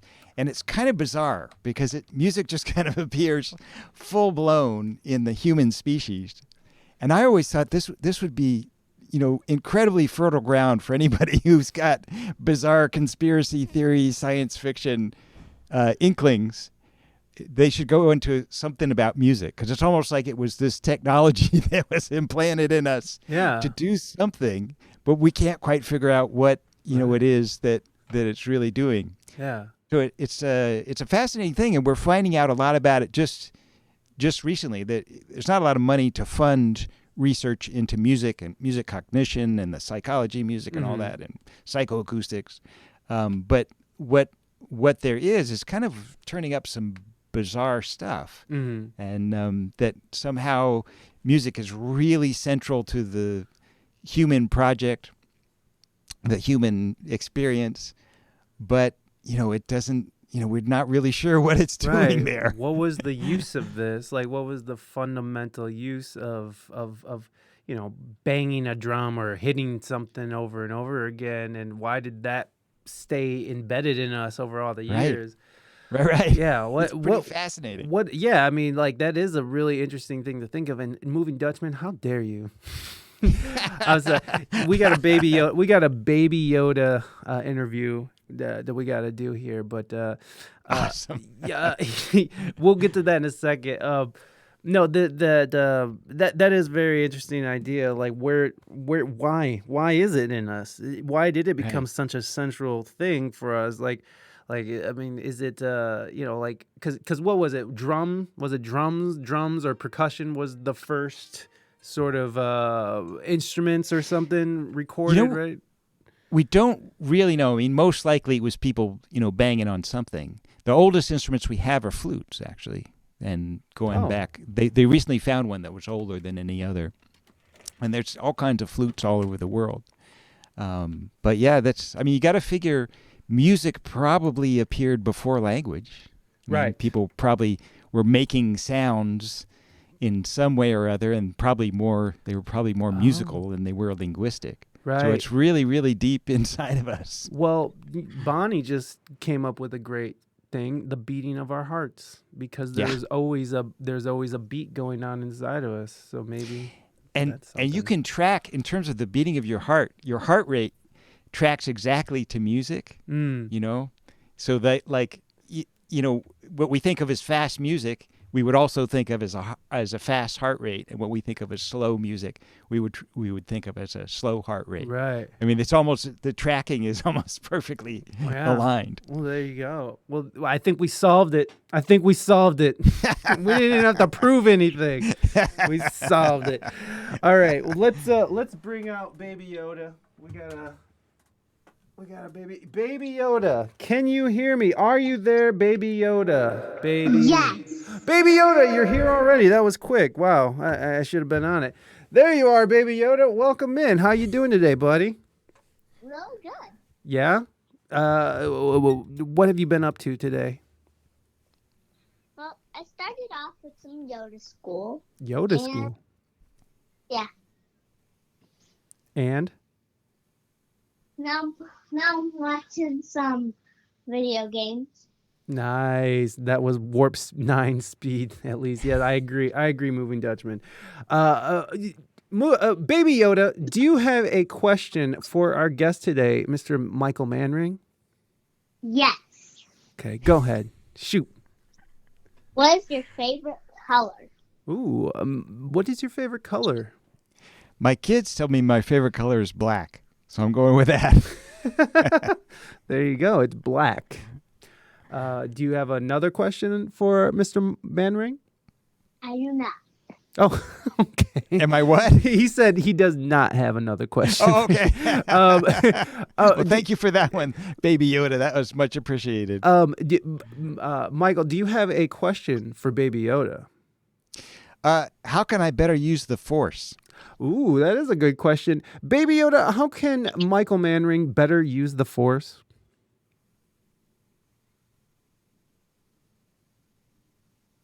The silence might be my answer. Right. If I know Yoda. Silence. I think he's in deep thought. Baby Yoda, are you still thinking, or do you got an answer for us? I don't know at all. Nice. Well, there it is. That's I'm just a little tiny Yoda. Okay, so. Fair enough. You still got a lot of learning to do, don't you, Baby Yoda? Yep. Thank you, Baby Yoda. Well, fair enough. Baby Yoda, thank you so much for coming on and hanging out and being you. You have a great rest of your day in space school, okay? Okay. All Bye. Right. Bye. Bye. There he is, everybody. Baby Yoda. Oh, God, sorry. Oh, my God. That was terrible. There it is. No pretending tonight. No. Not at all, Moving Dutchman. Thank you for using your channel points, Moving Dutchman, for that Baby Yoda interview. Yeah, anyways. Anyways, we were kind of talking. There was I sort of brought up this thing, and I've been talking a lot about this with a lot of artists because I think that it's a big debate, especially with what's going on right now. So. At the top of the show, we were talking about Robin Thicke and his boob rubbing, and on the foot of R. Kelly, on the feet of R. Kelly being sentenced and prosecuted. Where do you stand on separating art from artist? Are you someone who can enjoy the art of an artist that's been maybe called out and prosecuted, or are you one that can separate this? I mean, that's a great question. That's a great question. Well, we've been talking about it a lot, so I don't know. Yeah, I kind of lean towards you have to factor that in. I kind of lean towards that. Mm-hmm. People are complex, of course, and so you can't draw the straight lines you'd like to draw. But I can think of artists that I really admire. But if you learn a little bit about their lives, I admire them a little less, and I like their music a little less. Wow. If I learn something about their lives, and the opposite too. It really depends on the person. Some people are jerks, but they have every reason to be jerks. Yeah. And then some people are just jerks, and they don't have the reason to be jerks. Sure. And I think that finds the way into the music. If there's one thing I feel pretty certain about music is it really does reflect who we really are. Yes. It's pretty hard to fake music. You can a little bit, but I think overall it's music really whoever you are is going to come out somehow in the music. So it's a complex formula, that's for sure. But I would lean a little toward the side of music not excusing really immoral behavior. Yeah, and that's Bonnie says good answer, by the way. Oh, thank you, Bonnie. but no, I respect that a lot because because you are right. It's like music is a reflection of who that person is. And I mean, when you're talking about the case of R. Kelly, he has numerous songs where he's talking about, doing inappropriate things with people, and when you're listening back and the truth now, it does sort of, taint that experience. Yeah. Even with Bill Cosby, there's this old joke where he's talking about Spanish Fly, and I love Bill Cosby. My father used to play Bill Cosby records all the time, playing Buck Buck and what was the go-karts and go-kart, is it Go-Kart Willie? Was that his name? Or no, anyways, I used to be into all of that stuff. I love those records, and now when you hear that joke about Spanish Fly, it's like, oh, that's a little cringy now. It's like, gee whiz, kids say the darndest things, right? The dentist gig was cool. He had classic. The dentist was a great bit. But you're right, it does taint it. And whether or not that I would just stop enjoying Bill Cosby. I mean, I haven't watched Bill Cosby special, since then, and I don't really, I guess I don't really want to, I think you're right. I think that is probably the best answer because it can't just be one or the other. I mean, I guess it has to be what was it, Now with R. Kelly, man, it's really tough for me because I really believe I can fly. I really like stepping in the name of love and all those tired jokes I've already told. But but I really do enjoy the music, and even though the other day I was listening to it, and I was thinking, it's like, man, every stream is another 0.001 cent in his pocket, and it's like, I wish there could be a way that his victims could get the music because I still want to be able to enjoy the music, but I don't want to support him, and I don't like that supports him. So there is this weird quandary where it's like, well, what do you do?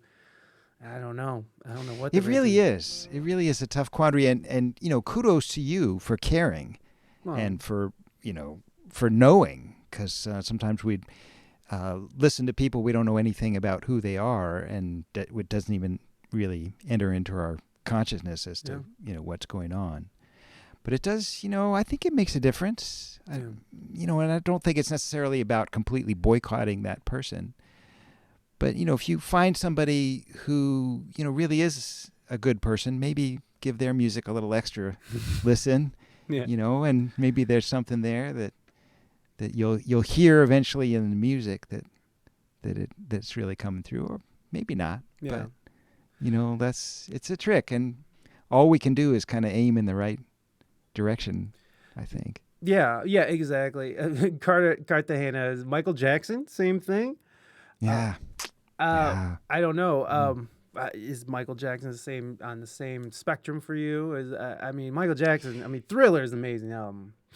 Yeah, I never met Michael Jackson. But I knew people that knew him quite well.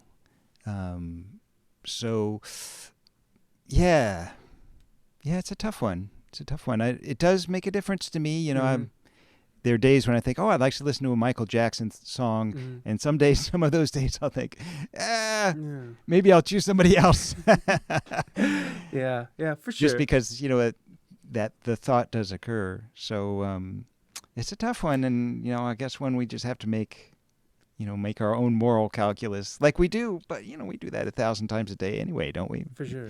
And you can't make it those calculations perfectly, right? Yeah.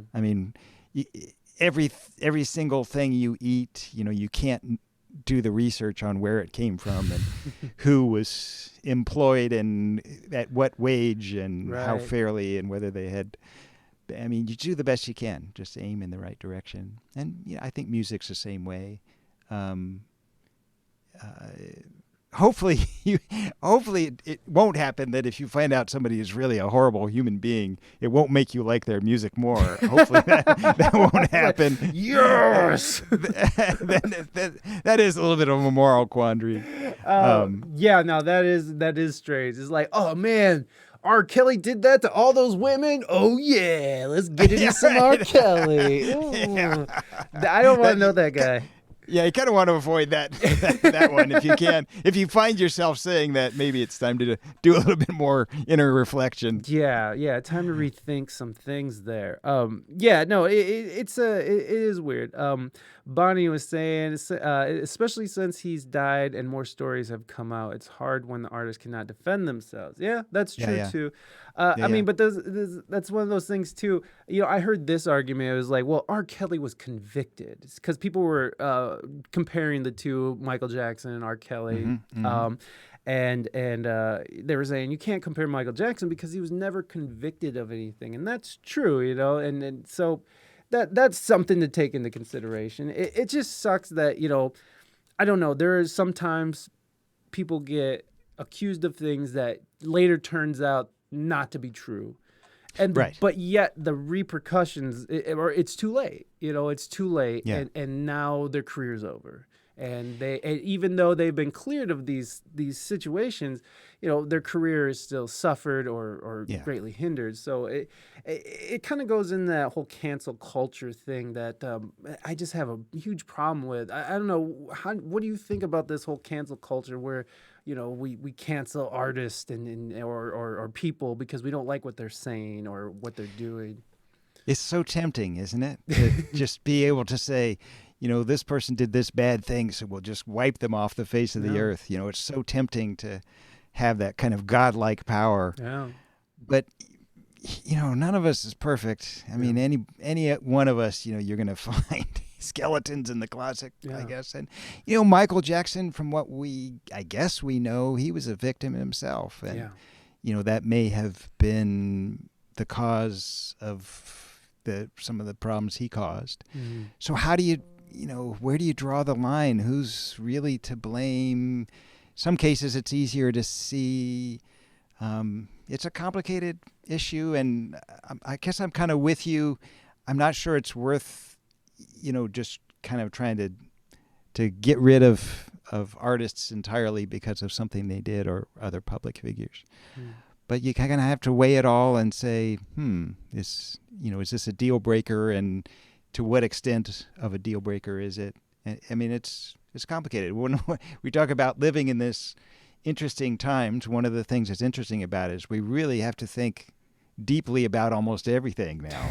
Yeah. You know, we're not let off the hook. You know, Right. when you hear something about R. Kelly, you have to think, okay, what does this mean really? And was he really just a bad guy? And any of these options may be the case, you know, and you kind of have to figure it out. And how should that affect how I listen? And like you said, is a Spotify stream, should I even go down to that fraction of a cent boycott level, or it's hard to know. Yeah, it is. It is hard to know, but I think the problem with cancel culture, which, by the way, Michael Manring, you have been canceled for not saying that cancel culture is appropriate. Right, So I'm sure. you're canceled. You're canceled now. Thank you. That makes me feel good. Thank you. Finally, someone cancels me. If I'm not rubbing somebody the wrong way, I'm not trying hard enough. There it is. There it is. That Michael Manring knowledge right there, son. No, it's just, I find it more because it does. You want to be canceled too, Black Girl Gamer? Okay, here you go. Black Girl Gamer, you have been canceled. There it is. Well, I kind of, we don't have to go too crazy into this because they are over me talking about this. I know it, but there's I know that this is an issue, especially for Americans, but I feel like it infringes more on like this idea of freedom of speech, and I feel like music and art has paved the way for the freedoms that we are enjoying, or at least, not pay. I shouldn't say pay, but helped. When you think about, the civil rights movement, music and art was a huge part of that as well. So throughout these years, art and culture is always sort of informed each other, and so I feel like when you're starting to like wipe away parts of music and art, I feel like you're wiping away our culture as well, and we're also sort of taking people's options to voice their feelings and opinions, and as Americans we have that right to do that, and so we're sort of stepping on people's rights to express themselves who they are. Now, I'm not saying that that means that's okay for R. Kelly to do the horrible things he did, but I'm saying that people are getting canceled for much less than what R. Kelly did, and they're losing the entire careers because of something they said or something they did 10 years ago and they posted on Twitter or something, So I feel like it's more of an infringement on freedom of speech, and I think this pattern is getting worse. And it's not just artists. Anybody can be canceled now, and it's going to people at work that just work at an office job. That just they posted something on their Facebook 10 years ago, and their coworker found it. And they're like, "Look it, Michael's a racist." Right. Racist Michael, get out. And now their life is over, and they're they're out of work. And so I think it's just bigger than just canceling someone and shutting them up. I think it's moving towards more of this is what you're allowed to say and this is what you're not allowed to say. And as an artist, that bothers me a lot. So I don't know, how does that fall on your ears? Absolutely. I mean,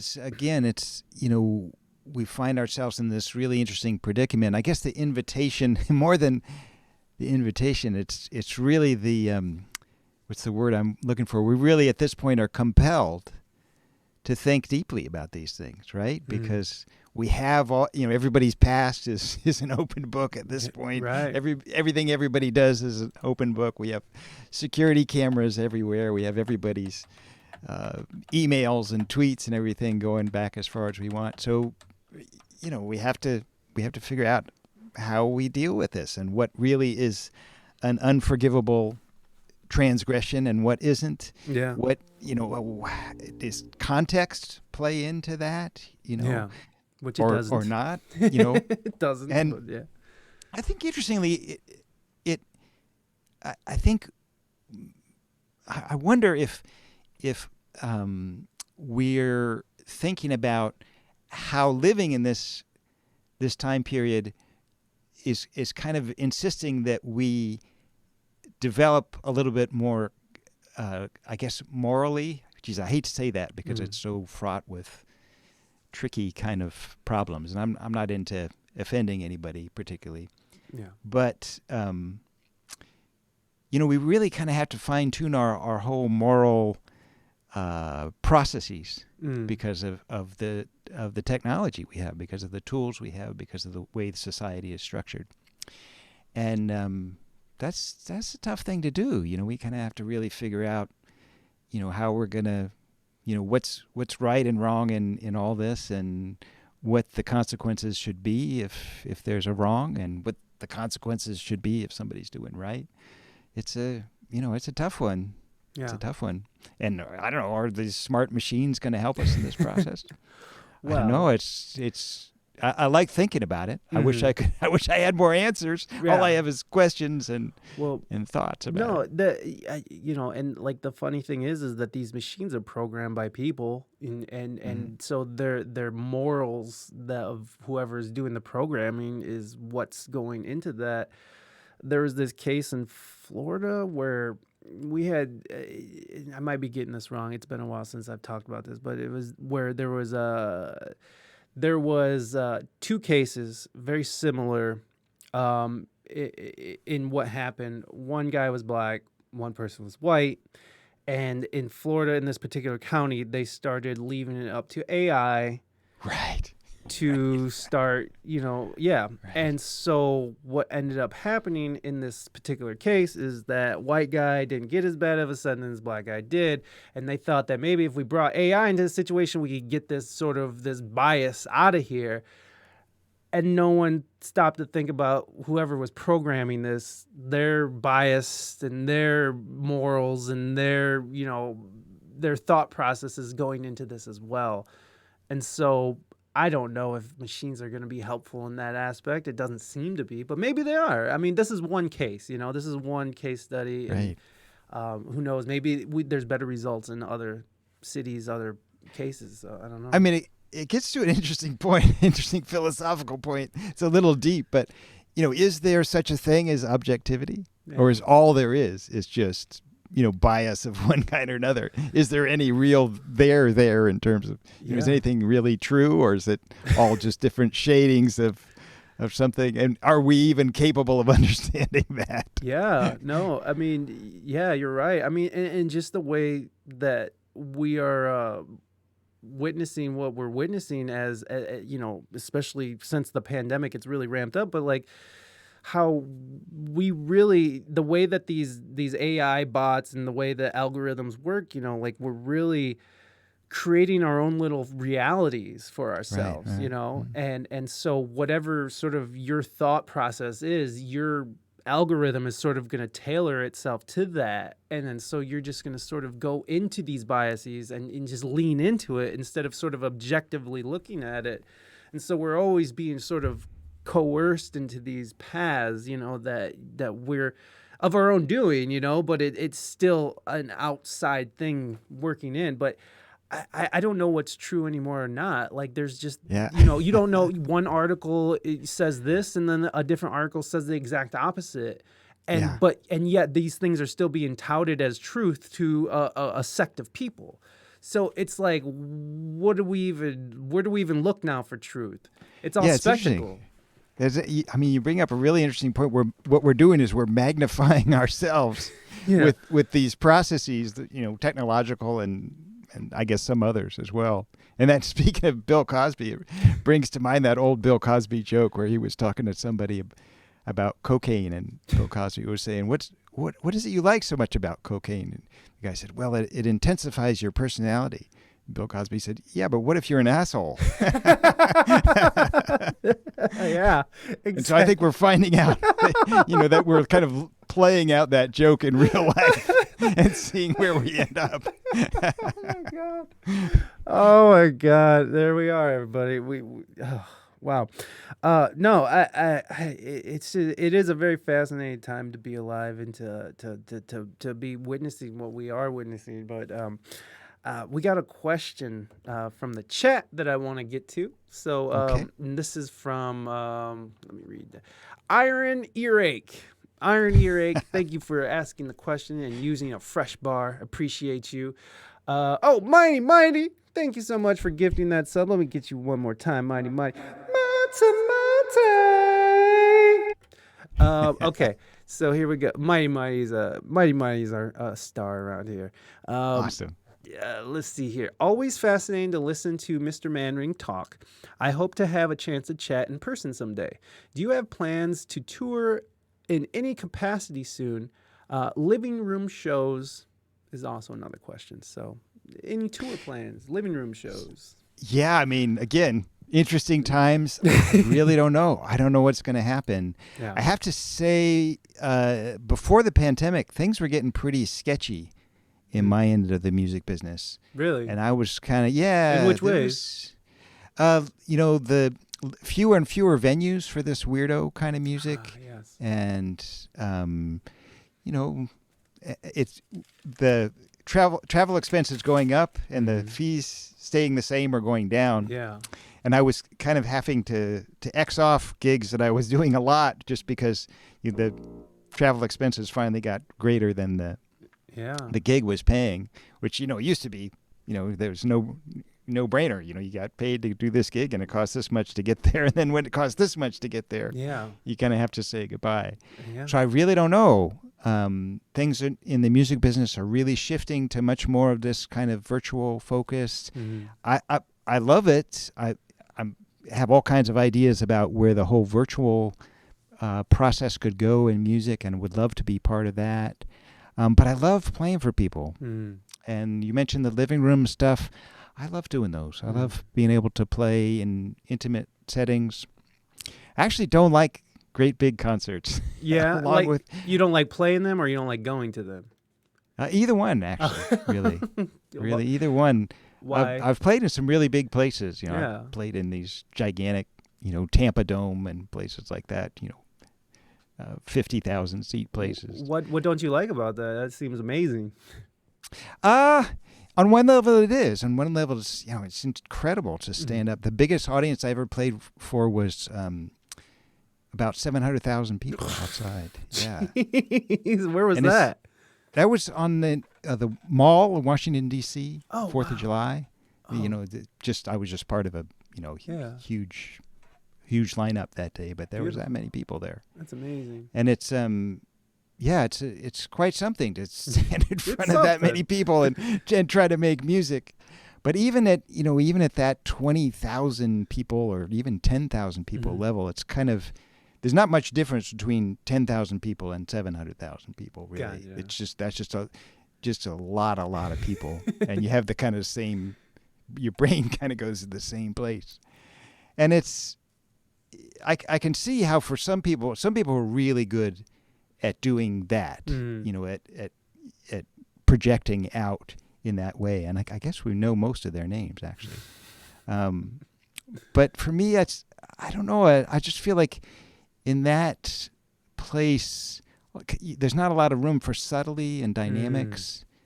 And I just love playing in a room with 50 people, and you feel like you can play just the quietest thing you can think of, and everybody's there with you, and you can look into their faces. In a lot of venues, you can't see anybody, and it's really disconcerting when you can't see people.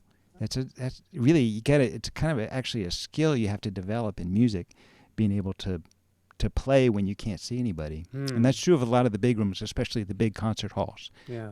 The ones that are like 2,000 to 6,000 people. But yeah, the future of touring is kind of a question mark. I'm also starting to feel pretty guilty about how much carbon I've put into the world from flying around on airplanes. Yeah. And I would love to not do that. So it's a big question mark at this point. If I can go places, if I can afford it and not do too much damage to anything, I would love to continue to go around to places and play for small groups of people. Would you consider canoeing to venues? Absolutely. Any method where I can take this this big thing and all my bases. Yeah. If I can get a canoe big enough and I'm strong enough to paddle, I'll be there. No, it really does sound like, especially your interest in technology, like it almost sounds like a platform like Twitch might be good for you, or I mean, I know you mentioned that you love playing for people. I do too. Like last year when the pandemic struck and all my gigs were, eliminated and never came back, by the way.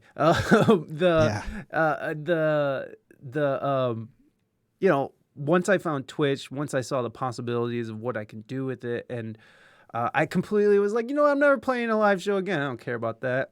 But as the year drug on, and Twitch is great, and I love it, and I really love performing on Twitch, and I really love that. But I got the itch, and like now I'm back out. I'm back out there. I'm playing with some new guys and doing some new different things out there. So I'm back at it because there's nothing like it. But nothing like it. When you say things like nuance and like being able to like really dig into a room or whatever, it's like Twitch is beautiful for that. And like if you spend any time on here watching any of these fantastic musicians, what you'll find is like people who just play delicately and sing very delicate and just have a very very beautiful, and just those are the people who tend to do very well. Those people who are able to use their environment, to use the technology to its fullest, and like just listening to your last album, which I definitely suggest everyone going out and checking it out. And thank you. Oh my God, I wrote down the name. I'm so sorry. What was the name of it? It's called Small Moments. I was gonna call it Sound Visions, but that's not at all what that is. It's yes, Sound Visions is the documentary about it. Yes, which also is good. Yes, it is, and you guys can find all that in the chat. And Reina just dropped it in the chat, but you go check. Oh, thank you. It's all the links are in the chat. Everybody, make sure you go and check it out. Thank you, guys. But like an album like Small Moments. Before we got started, I was listening to that album setting up, and it just put me in this very like this mode where I was able to work without being too distracted, because I usually have all these things going on. And that's what I usually do. I usually put on like I'll listen to Ravi Shankar or something if I'm studying something or researching, or I usually put on instrumental music when I'm doing something that requires intense, focus. So that really, really was awesome. So Small Moments, everybody, make sure you guys go check out Small Moments. And thank you. But what I was saying is like the idea of nuance and being able to really express yourself the way that you want to. Twitch might be something that might be up your alley. I don't know. I mean, you're interested in technology and stuff, so it's a pain in the ass to figure out, but once you get it, it's really awesome. I'm really hoping. I have a lot of big dreams of stuff I'd like to do. I think what might happen is, there was a time when all music was live. Yes. And then recording came in. Mm-hmm. And then we ended up getting a job that was sort of a dual nature job. And you know what that feels like. When you're recording, that's one way of thinking. And then when you're playing live, that's a different way of thinking. Absolutely. And some artists are better at one than the other. My guess is this might be a kind of a third in when we really get it going, and maybe it is already, kind of a third way of thinking about things. It's not really recording. It's not really playing live. It's all kinds of things that come into play, like the interaction part of it is cool. Yeah. I think it might need more bandwidth to make it really take off. I mean, once it gets to the point where you can watch a live virtual performance, and you can choose the mix, you can choose where you want to be in terms of the camera. Oh. And all that kind of stuff. When that really kicks in, that might make it Michael, even more exciting. I want you to know that is exactly what's happening right now. There's nice. A band called Glow Stick Willie who's a regional band from around here, but they're a Twitch partner, and you can literally pick the camera you want to view them from. Nice. You can it's not the mix, but you can pick like like how you saw me played that melodica thing, the melodica or Baby Yoda. These are things that are part of like our channel points that you get for just watching the channel. and you can sort of do different things. You can have the interaction be as interactive as possible. So like Moving Dutchman was like, get out Baby Yoda and have him interview Michael Manring. And I'm like, okay, well, we're doing that. But the possibilities are absolutely endless. And I think that for the mix part, I think that is something that you could do. That is something you could probably do. I think you can. I don't know maybe the bandwidth is there for somebody who knows a lot more about it than It is. Like you there. can do a lot now. I mean, your upload speed has to be pretty high, but you can do a lot. But we've got that. Yeah. Oh yeah. Yeah. No, I think that's exciting.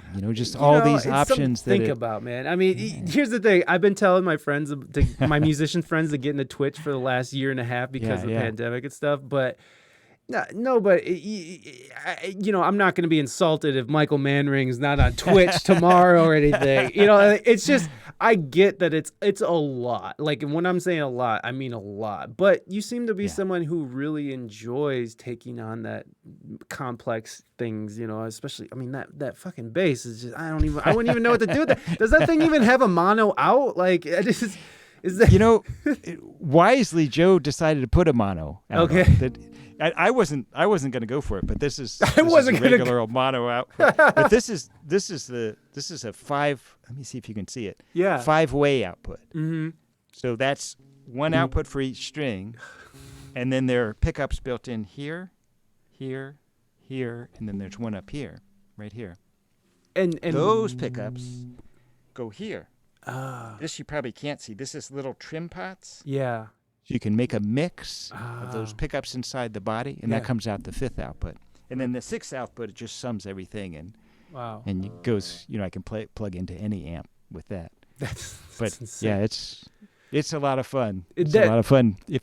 If the pandemic will allow us, I have an invitation to perform at Stanford, where they have one of those rooms that, it's not 5.1, it's not 7.1, it's something like 58.7 or something. So we're gonna have a lot of fun with that. Yeah, I bet. Yeah, man, that's dope. That bass is crazy, man. Like, why do you have pickups like in your headstock and like why do you have them in those random places and not so close to the strings? Yeah, the concept was we really wanted to be able to pick up the resonance of the body and to see what would happen if we did that, if the whole instrument was kind of alive. And I love having those. Yeah. They're really helpful for certain circumstances.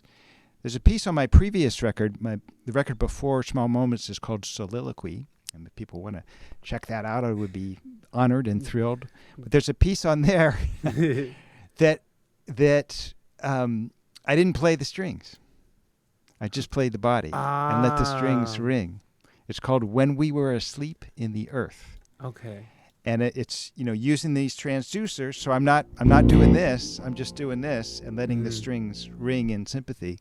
Yeah. So it's for things like that, to see what happens if you think about the instrument in a different way, if you think about the instrument's playing surfaces in a more expanded way rather than just, you can only play here and here. What happens if you have the whole instrument becomes a playing surface? Like, what happens with an acoustic instrument. Right. Can you? But it's been interesting. I've done a couple of shows. I do all kinds of shows. So I play these little tiny shows. And I also, occasionally play big shows. And I was opening up for a pretty loud band on a short tour. And was one night I was going to do a piece with really use the whole body. And so I had the transducers on. And I was playing and I kept hearing this strange sound. I thought, oh dear, something is wrong with the PA system. This kind of low, rumbly, thumping kind of sound. And I thought, oh boy, that really doesn't sound good. I wonder what that is. But it kept playing and everything seemed to be going okay. And it suddenly dawned on me that what I was hearing was my heartbeat transmitted through the instrument. Oh my God, that's so funny. So it's been interesting. It's always interesting when you go out on a limb and try these things to see what kind of problems you can generate. See what kind of problems you can I'm gonna put that in the chat. Somebody was asking Soliloquy. I don't know how to spell soliloquy, but I did find it's the hard. album, and here is the link to the Apple. I'm sorry, I just found something, the first thing I could find. I'm sorry, guys. Yeah. But you can, I'm sure if you just click on that, you'll be able to get the spelling and go to whatever streaming service or download service you use, and you can find it. Michael, your music is the most interesting and inventive that I have had the chance to discover. Thanks from Paris. Thank you, Ort. Thank you. We That's so appreciate sweet. Thank Ort. you so much. Thank you. I can point you into a lot of interesting, inventive music other than mine, if you like. Oh, I don't know what just happened. Okay, that's okay. So for small moments, what I heard was a lot of just you. Was there something that you were trying to accomplish with this album that maybe what was it that you were trying to go for this album? Yeah, the last several years have been kind of the same process. Mm-hmm. It's it's kind of funny. I didn't realize this is where we'd be in the 21st century, but to me, I always thought of the bass is this new instrument, and we need to explore, what it can do. We even kind of need to explore its identity. What does it, what does it mean? What does this instrument mean? What are all the parameters of it, and how are they going to work? And interestingly, we've ended up in a place with a bass that's very traditionalistic. Yeah. So by far the most common and really very popular view of the bass is, kind of 1965. That's that. Yeah. We kind of That's where we stopped. Yeah. Right. A couple years after it was invented. That's it. Yeah. That's it. That's the bass. That's what it does, and we're going to leave it there, which is fine. Yeah. I love that era of bass playing. Adore it. But I was kind of surprised that there isn't more of this kind of, that we're hardly getting started with this instrument. Let's find out what it can do, especially in light of all the technological stuff that we've been talking about, all the technology that's been going on. An instrument like this is just, it's a perfect candidate for getting into all kinds of technological things to do because it's an electric instrument. The same time that the sound is made acoustically. So it's this bridge between the high-tech and low-tech worlds in kind of a cool way. Whereas if you take an instrument that's acoustic and try to use a lot of technology on it, it's always awkward because it's so complete in its acoustic self. The technology always feels kind of like like you're trying to glom it on someplace. Whereas opposed to this one, which it's making the sounds the old-fashioned way. Yeah. But they're just begging to be technologically-ized. Yeah. And that, to me, that's so interesting because that's so much where we are in the world. We're still the same, as you put it. We're still the same. Still have the same ape brains that we've been slugging through all these years, and yet we have all this technology. And how are we going to make that work? Is it going to destroy us? Are we going to live together? Is it going to make us better? Is it going to enhance us? Is it going to make us worse? Yeah. And music is a place where we explore these ideas, like what happens if I add this particular form of technology to the bass. And what happens if I think about the bass in different ways? What possibilities are there? So that's really been my passion. I love playing good old standard meat and potatoes 1964 bass when I'm invited to do that. I absolutely adore it. That's part of the instrument too.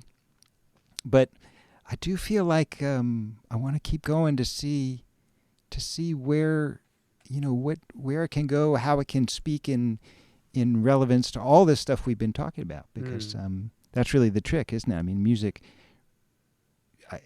unless I'm mistaken, it's all about trying to make music that's relevant to what's going on with people and the world. And I don't know, it seems to me like bass has a place in that process, because as I tell people, this is an instrument that was invented not long before I was born and not very far from where I live, so it's an instrument of this time and place. It's one of the few really mass-produced instruments that there is, except for maybe the melodica. So it really is. It's not like the violin, which is a fine work of art that comes from the old world, or the whole, beautiful consciousness that's completely gone now for the most part. This is us, in the image of a musical instrument. So I'm fascinated by that. That's the process that I go through when I'm working on my own music, and just asking questions and seeing where these things go. And I feel bad that I haven't been able to do more with it, actually, because there's so much to do. There's so much to do. It's interesting you feel bad when you are like are out there like on the cutting edge of it. So it's like I mean, thank you so much for saying that, but I don't feel like I'm on the cutting edge. I feel like I'm back about 3 inches from the cutting edge. But what I'm saying is like like what I mean, like I'm serious when like my friends are telling me like, oh my God, ask him this, ask him that, ask him this, like people are studying you to put themselves forward, like they are trying to like understand what Manring is doing to further themselves into the future. So yeah, I do think you're still on the cutting edge because people are still trying to do what you do and still trying to like figure that shit out. It's like, how does he do it? Well, thank you so much for saying that. I appreciate it. But I assure you, there's so much more to be done. It's kind of all ahead of us in a way. Yeah, and you know what? I asked that. I said that half jokingly because obviously you're not done. Obviously, your brain is still your brain, and you're still going to keep thinking of different ways to utilize this thing that you have so much passion for. I mean, I'm guessing that just is second nature by now. It's just like that is what I do now. I just think of ways or things just come to me as of different ways of pushing the boundaries of this instrument, and it's just a natural part of who you are now. So of course, I can't make it stop. It just goes whether I dream about this stuff at night, Yeah. So Yeah. I don't want to keep you too much longer here because I know I told you a certain amount of time and I don't want to waste your time at all. But I just have to ask a little bit about your experience with Jaco, and just because it's Jaco, man, it's Jaco. I mean, can you studied under him for a couple years? Could you give me a little bit of your experience with him and some of your big takeaways? Yeah, I mean, I was so lucky to have that experience. Jaco was my absolute idol as a young man. When I was 22 years old, the world revolved around him. He was kind of all I ever thought about, actually. And really kind of just wanted to be him. And at the time I was living in New York City, being your basic starving artist. And he was there almost all the time, too. He was living in New York almost all the time, too. And so I would go to see him play when I could afford it. And in those days, he was playing a lot of small places. So kinds of places where when they would take a break, I could walk over to him and pester him with a lot of stupid questions. Yes. And he said, well, I'm going to be doing some teaching. Just come by and at this particular place. And so I would go by, and whenever he was in good enough shape to be able to teach, and pester him with even more questions. And I mean, it's that was a really lucky thing to be able to meet the person who your whole life revolved around. Absolutely. But it was interesting. He was really, really ill. He was really, really ill. He was some of your listeners may know he was bipolar. Yeah. So he had high days and low days, and he would not take the medication for it, as is not uncommon with bipolar people, because they really want the highs. So, and in fact, he would self-medicate with other things that he shouldn't have been self-medicating with, which would really set him off. Oh boy. Yeah. So he was, he probably should have been institutionalized, to tell you the truth. Wow. He was unbelievably self-destructive. Wow. In fact, I think he may be the most self-destructive person I've ever known. Wow. It was, and that was really hard for me to figure out when I was a kid, when all I wanted to do was be Jaco. Right. And that was all he wanted to do was not be Jaco, not be, Yeah. you know. Yeah. So that was a hard little equation to work on of my little 22-year-old brain. I bet. But he was a really complicated person. He was very smart, but liked to pretend he wasn't. He really wanted to teach at that time. It's kind of bizarre. Yeah. He was really into it. His kind of big dream was to start the first bass school. Wow. And he really wanted to do that. But I mean, there's no way that he had enough, Yeah. you know, what would you say, clarity of mind to even begin that process. Right. And he had some people that were willing to help him, but even so, he had a lot of people who were willing to help him, but even so, it was just not going to happen. Right. Because he was just hanging on by a thread. He could be really, really, really nasty. I saw him treat people in ways that really was horrific. And he was hard on his family. You know, I knew his family a bit. I knew his dad a little. I knew his wife a little. I knew his kids. And that was tough. But he was also super sweet. When we would get together, he was so sweet to me. I mean, I was nervous beyond belief to get together and have to play in front of my biggest hero. But, you know, he would slap me on the back and say, "You're a bad mother," which was definitely not true. But he knew I was nervous, and he knew that I just adored him, and he wanted me to feel better. Yeah, but he probably saw something in you, though. I mean, obviously, you did live up to those expectations. I suppose maybe I think he knew that I cared, which I think he appreciated that, because I think he had a lot of students come by who just wanted to show off, or who didn't, you know, were just trying to ride on his coattails or something. And I there was stuff I wanted to know. You know, I actually, you know, data points that I wanted to try to fill in. It's like, what were you doing on this record at this time? Exactly. Instead of, hey, dude. Yeah. Check out my demo. Right. Yeah.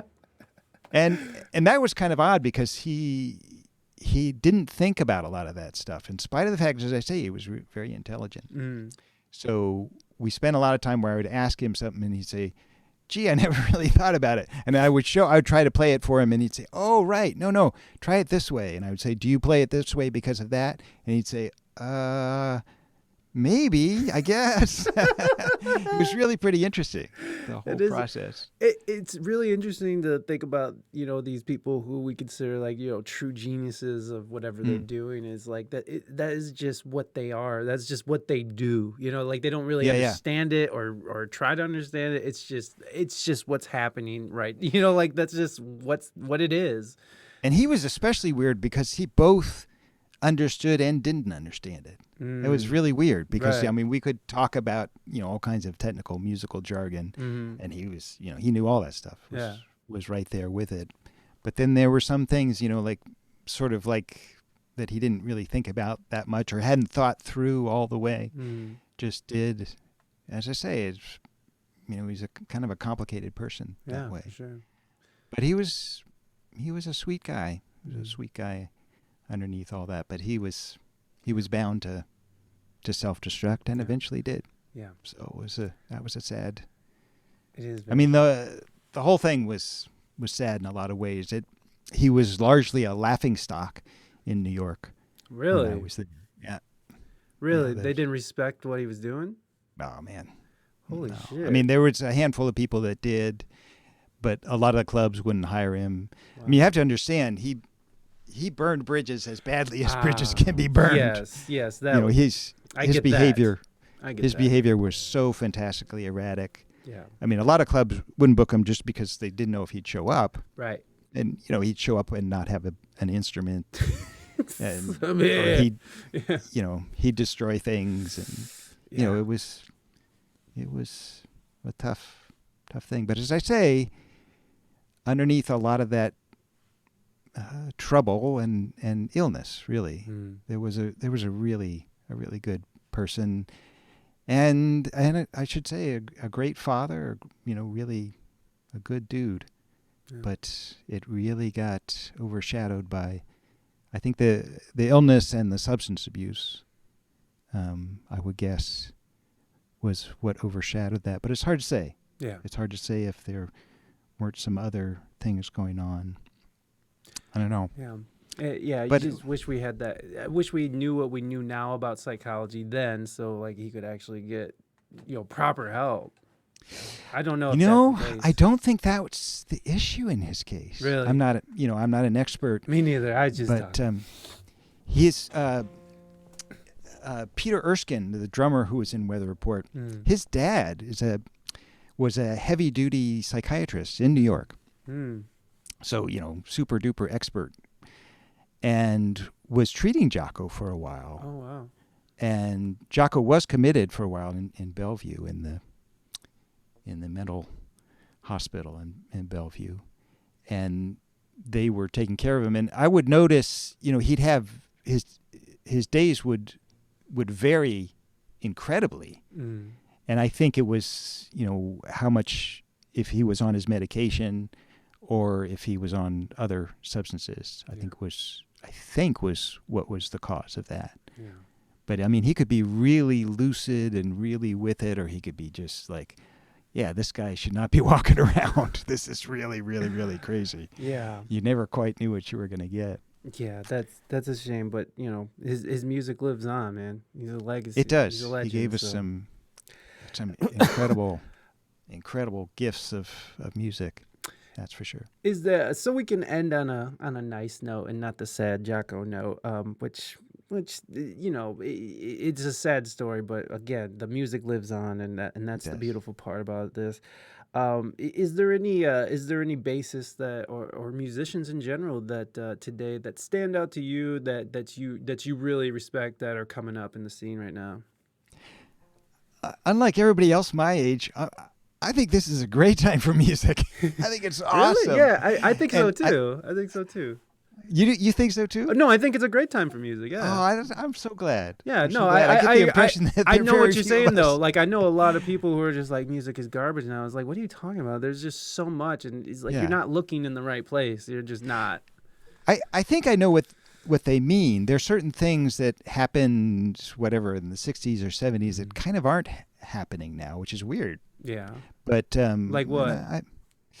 In particular, there's the sound of some records that I can think of, like Sly and the Family Stone records, some Motown records, some like Led Zeppelin records that just sound amazing, that just sound incredible.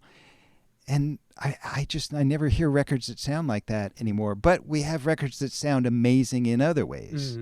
So, I can see those points of view, and we don't have those great big rock stars like we did then. I'm not sure that's a bad thing, though. Well, we got rappers now. Now we got rappers, so which is great. Yeah, I love awesome. it. No, I love him. I love awesome. it. Drake, like I was just listening to a new Drake album yesterday. I was like, man, this does hit. I don't care what anybody says.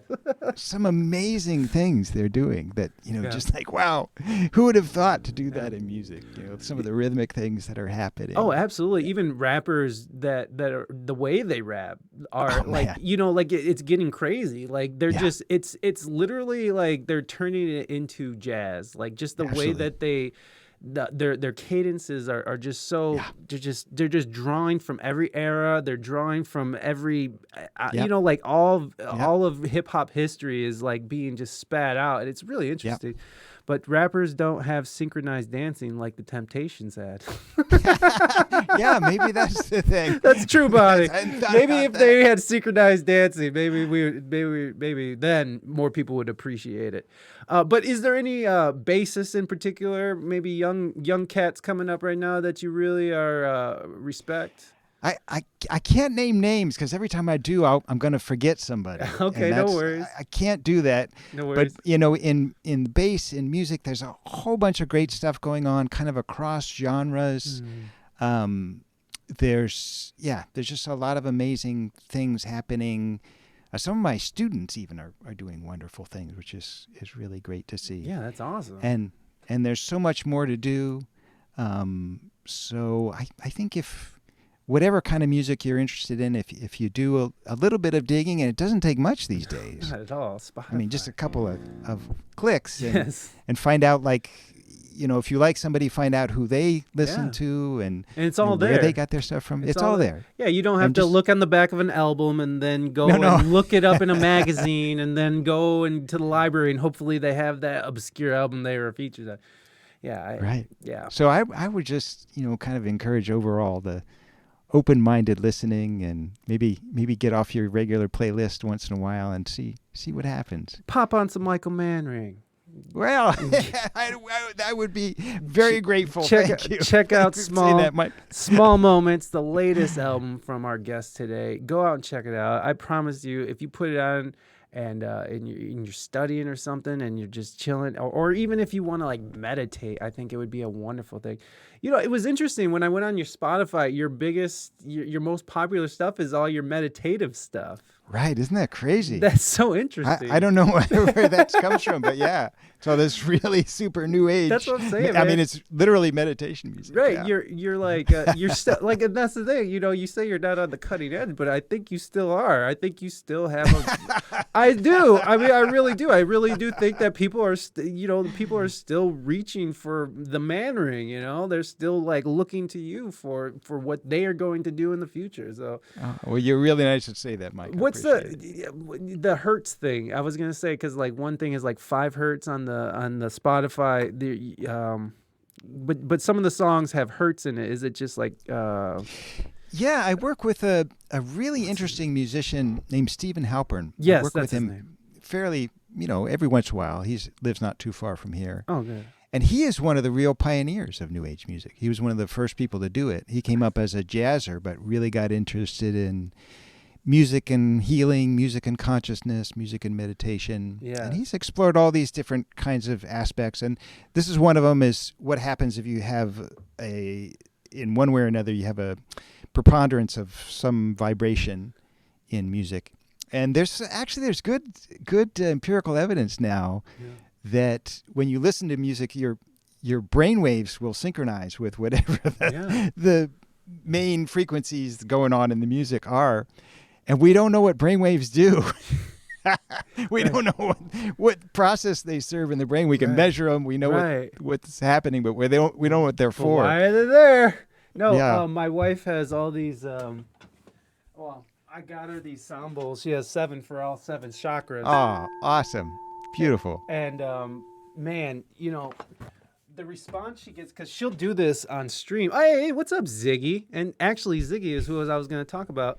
Like we had somebody who was like, I can't listen to the sound bowl today because it really does like mess with their head. And depending on like what mood you're in or health or what frequency, whatever's going on around you, these things can be very powerful, or they could be detrimental in ways. And maybe it's something you need to work on. Maybe these frequencies, like the head chakra or whatever, is like, maybe if this frequency is messing with you, maybe there's something that you did. Yep, certain tones hurt. Yeah. Much love. Yeah. Ziggy. Matt Suarez, how dare you? Good to see you, buddy. Michael, I've taken way more of your time than I said I would, so let's end it here. I appreciate all the beautiful things that we've talked about today, and again, I appreciate you as a human being, as a musician, and I hope that we can do it again one day. Well, the pleasure's absolutely been mine, Mike. I appreciate you having all the interesting conversation and letting us go to all these crazy places. It's a pleasure for me, and I always learn a lot. And I so appreciate you inviting me to be part of this. Oh man, it was, the honor was all mine. Michael, thank you so much. You have a wonderful rest of your day. Thank you. You too. All right, peace out, sir. Bye-bye. All right, guys, that was Michael fucking Manring. What is up? Yeah, that was dope, son. How about that Jaco Pastorius? Damn, what's up? That dude is so legit. Yeah, no shit, Matt. What's up, buddy? Are you home yet? I saw you were in where were you? You were in Lake Tahoe last time I saw what you were doing. Are you home? Did you make it back, or are you back in Ort? Thank you so much for being here. Yeah, you're in Cali. Cool. Are you back in you back to the gigging?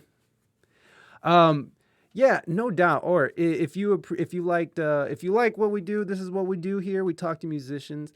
Sometimes we talk to Twitch streamers. Sometimes we talk to people like Michael Manring or Bubby Lewis. If you're a bass player, who's the other one? Who's the one player who said he wished he would have shot Tupac? Mims. Corny Mims. Corny Mims was a fantastic guest. He worked with he's worked with like Michael Jackson. He actually did some of the drum programming on Bad. But the one song where the video is the Claymation Rabbit. What's that song called? Dun, dun. No, that's not it. Anyways, it's on the album Bad.